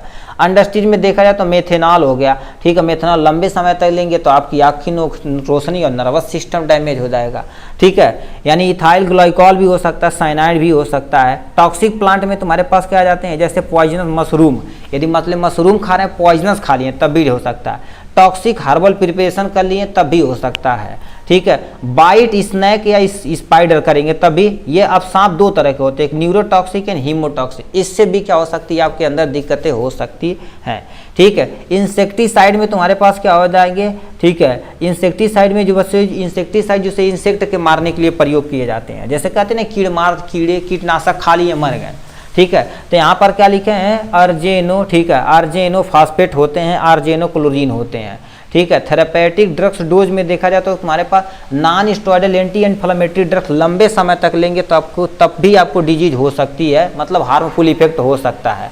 लीगल ड्रग्स जैसे कोडीन हो गया, मॉर्फिन, यदि लंबे समय तक लेंगे तब भी आपको पॉइजन हो सकता है, या आप ज़्यादा अमाउंट में ले लिए तब भी हो सकता है, ठीक है, ये हो गया। अब एंटीडॉट के बारे में हम यही देख लेते हैं इसके, ठीक है। एंटीडॉट क्या होती है, जो पॉइजन के इफेक्ट को कम करती है उसी को एंटीडॉट बोला जाता है। तो लिखा है एंटीडॉट एक सब्सटेंस, ठीक है, विच न्यूट्रलाइज द पॉइजन या reduce its harmful effect is known as antidote. मतलब क्या कर देती, चाहे उसके, ठीक है, इफेक्ट को कम कर देगी या पूरी तरह से डिस्ट्रॉय कर देगी, उसी के एंटीडॉट बोला जाता है, ठीक है। नेक्स्ट में लिखा है the substance which are use to treatment of poison substance is known as antidote. मतलब क्या होती है, पॉइजन को ट्रीट करने के लिए जिस चीज का प्रयोग किया जाता है उसी को हम एंटीडॉट बोलते हैं। एंटीडॉट 3 तरह के होते हैं, फिजियोलॉजिकल एंटीडॉट, केमिकल एंटीडॉट तथा मैकेनिकल एंटीडॉट होते हैं, ठीक है। आप नीचे यहाँ से देख लीजिए, हमसे एंटीडॉट ही केवल पूछा है, मात्र लॉन्ग क्वेश्चन आ जाए पॉइजन तथा एंटीडॉट को एक्सप्लेन करना तो आप इतना भी लिख सकते हैं। फिजिकल के बारे में थोड़ा सा लिख दीजिए, केमिकल के बारे में और मैकेनिकल के बारे में लिख के काम खत्म कर देना है। नेक्स्ट क्वेश्चन हमसे क्या कह दिया है, ठीक है, लासा ड्रग्स के बारे में आपको बताना पड़ेगा, ठीक है। ठीक, नेक्स्ट क्वेश्चन हमसे कह दिया describe LASA drugs and tall man lettering as per ISMP के बारे में आपको बताना पड़ेगा। तो लासा ड्रग्स क्या होता है, ऐसी ड्रग्स जिसमें फुल्ले में यदि देखा जाए तो लुक ए लाइक साउंड ए लाइक, मतलब ऐसी ड्रग्स जो देखने में एक समान हो, सुनने में भी वर्ड भी एक समान हो, उसी को हम लासा ड्रग्स बोलते हैं। इसमें कंफ्यूजिंग वाली चीज़ें होती है। लासा मीन क्या होता है, look alike sound alike होता है। इसमें डिफिनेशन क्या दे रखा है, these are drugs which are similar appearance, मतलब देखने में तुम्हारे पास सेम लगे, अपीयरेंस यानी सिमिलर स्पेलिंग, लगभग स्पेलिंग भी सिमिलर हो।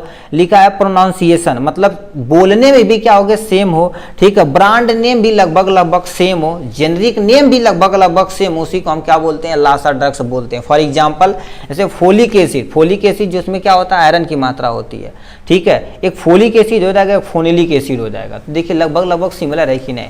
और क्या होगा, रेट्रोवीर, अब तुम्हारे पास क्या हो जाएगा, रेटनोवीर हो जाएगा। डाइक्लोफेनेक जिसे हम बैक्लोफेनेक बोलते हैं, तो ये अब डिफरेंस है कि नहीं, तो ऐसे कईयों डिफरेंस हो सकते हैं, ठीक है। तो ये हो जाएगा लासा के बारे में, ठीक है। टालमैन क्या हो गया, इन्हीं के नाम में हम क्या करें, थोड़ा सा एक कैपिटल या कोई स्मॉल लेटर या कैपिटल लेटर को हम डिफरेंस कर दे तो उसी को हम क्या बोलते हैं, टालमैन, ठीक है, बोलते हैं। तो लिखा टालमैन लेटिंग एज पर ISP का फुल नेम क्या होता है, institute for sale medication practice होता है। प्लीज इसे आप अंडरलाइन कर लीजिएगा, ठीक है। डिस्कवर बाय किसने किया था, टालमैन लेटिंग ने किया था इसके डिस्कवर के बारे में। मतलब ये देखा जाए तो टालमैन लेटिंग की डिस्कवरी किसने की थी, यही एक इंस्टीट्यूट है, तो इन्होंने की डिस्कवरी की थी। Tall man lettering is the technical, ठीक है, technique to differentiate the similar drugs name, ठीक है। मतलब जिसमें कि हमारे पास ड्रग्स का नेम क्या होगा, सिमिलर हो, ठीक है। अब उन्हें सुनने में या देखने में मिस्टेक होता है डिस्पेंसिंग करने के दौरान, हैंडलिंग करने के दौरान या एडमिनिस्ट्रेशन के दौरान, तो उसी को हम क्या बोलते हैं, लासा ड्रग्स बोलते हैं, ठीक। इस टेक्निक में होता क्या है, main part of drugs name क्या होता है, राइट इन अपर केस में, ठीक है, उसे हम कैपिटल लेटर में लिख देते हैं। और ऑल ऑफ दीज को क्या कर देते हैं, as it is same to same लिख देते हैं।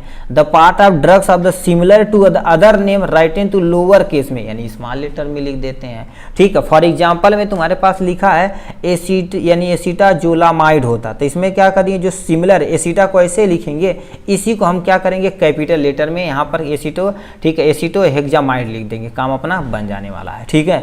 डोपामीन DOP को हम कैपिटल कर दिए, क्या हो गया, ठीक है, डोंटामीन हो गया, ये हो जाएगा। साइक्लोस्पोरिन, तो इसका तो लिखवा नहीं किया, ठीक है। और क्या लिखे हैं, गिल्मीजाइड में तुम्हारे पास गिल्बी बू यानी क्या लिखा, बुराइड दे रखा था। ये सब इसके एग्जाम्पल हो जाएंगे, ठीक। तो 1-2 एग्जाम्पल दे देंगे, बहुत है आपके सामने यहाँ से, ठीक। नेक्स्ट क्वेश्चन हमसे कह दिया है role of pharmacist in preventing antimicrobial resistance.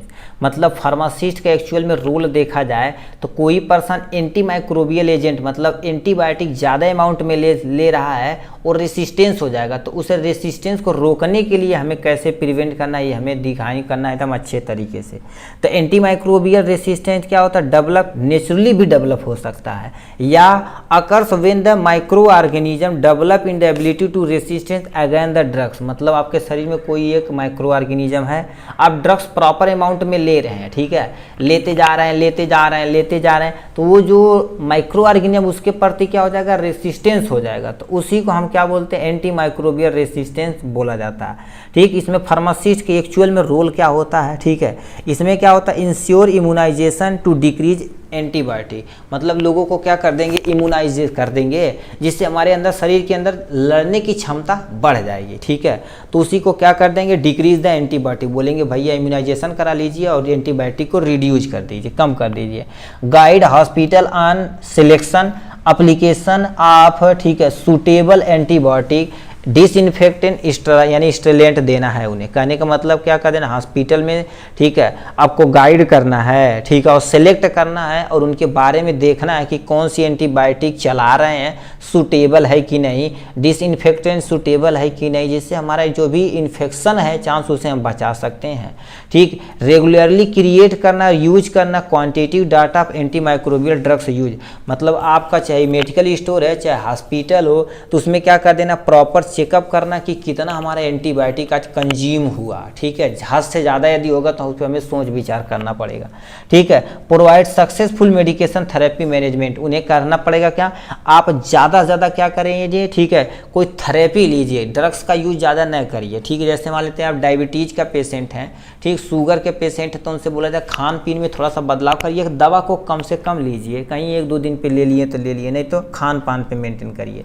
Discuss and work, ठीक, विथ द फिजिशियन, ठीक है, फिजिशियन और यानी अपने वर्कर के द्वारा क्या डिस्कस करना है, ठीक है, डिस्कस करना, ensure the best responsibility use of antibiotic, जिससे हम क्या कर सकते हैं, ज़्यादा ज़्यादा हमें रिस्पॉन्स मिल सकते हैं एंटीबायोटिक के ऊपर।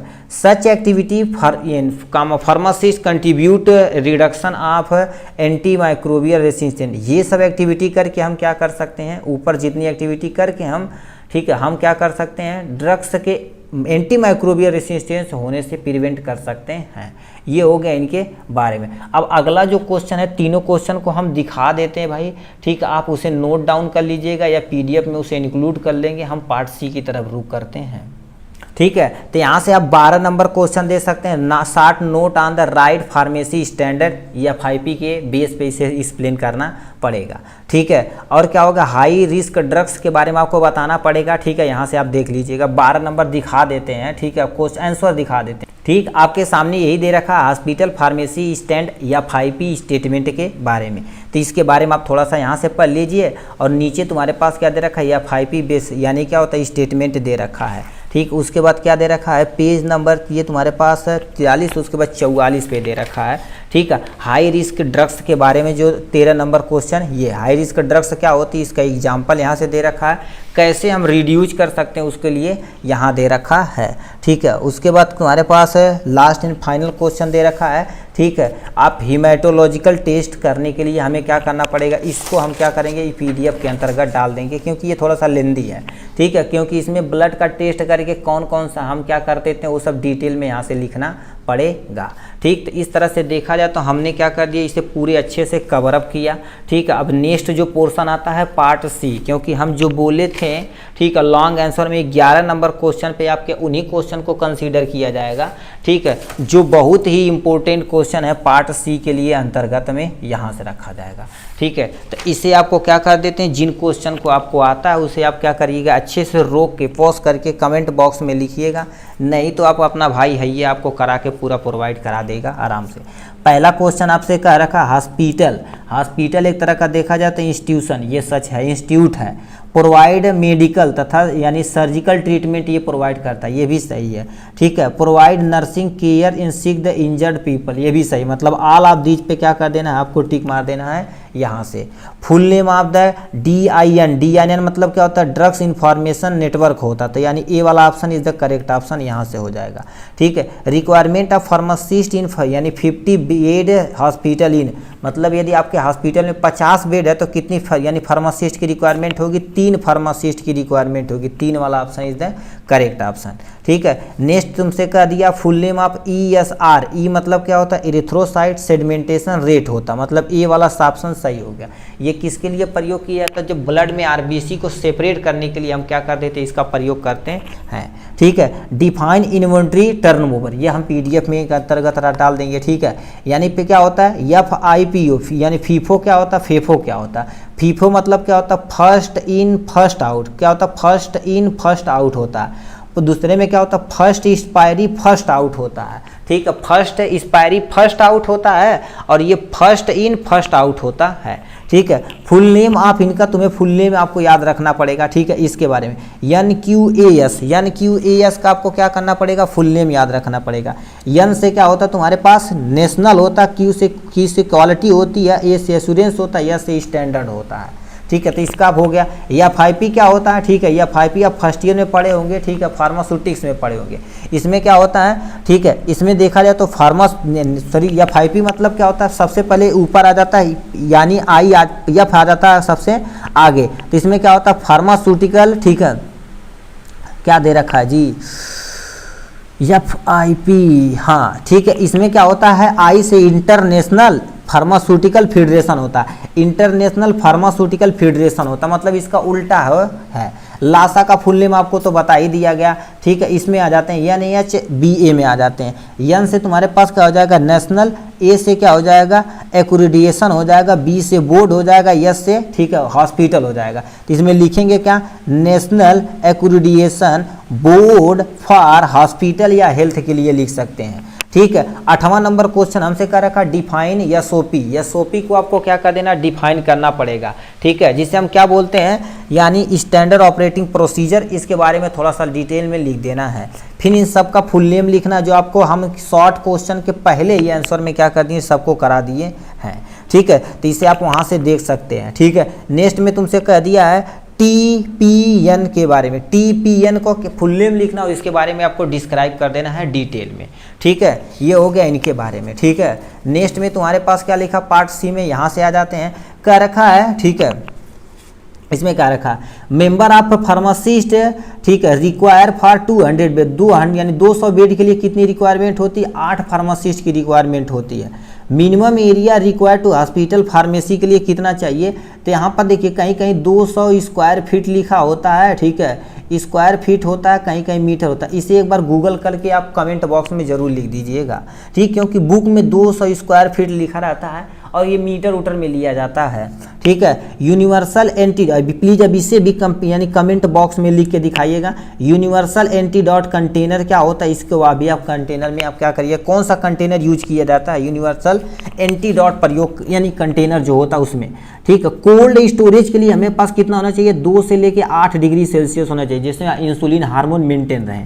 Presence of protein in urine, मतलब हमारे पेशाब में यदि प्रोटीन की मात्रा यदि है तो उसे हम क्या बोला जाता है, प्रोटीनूरिया बोला जाता है। और एक कंडीशन और आता है, प्रोटीनूरिया आता है, या आप में क्या हो जाता है, ठीक है, एल्बुमिन आता है, क्या हो जाता है, एल्बुमिनूरिया आ जाते हैं। तो ये भी आप लिख सकते हैं आराम से यहाँ से, ठीक है। नेक्स्ट में क्या पूछा है,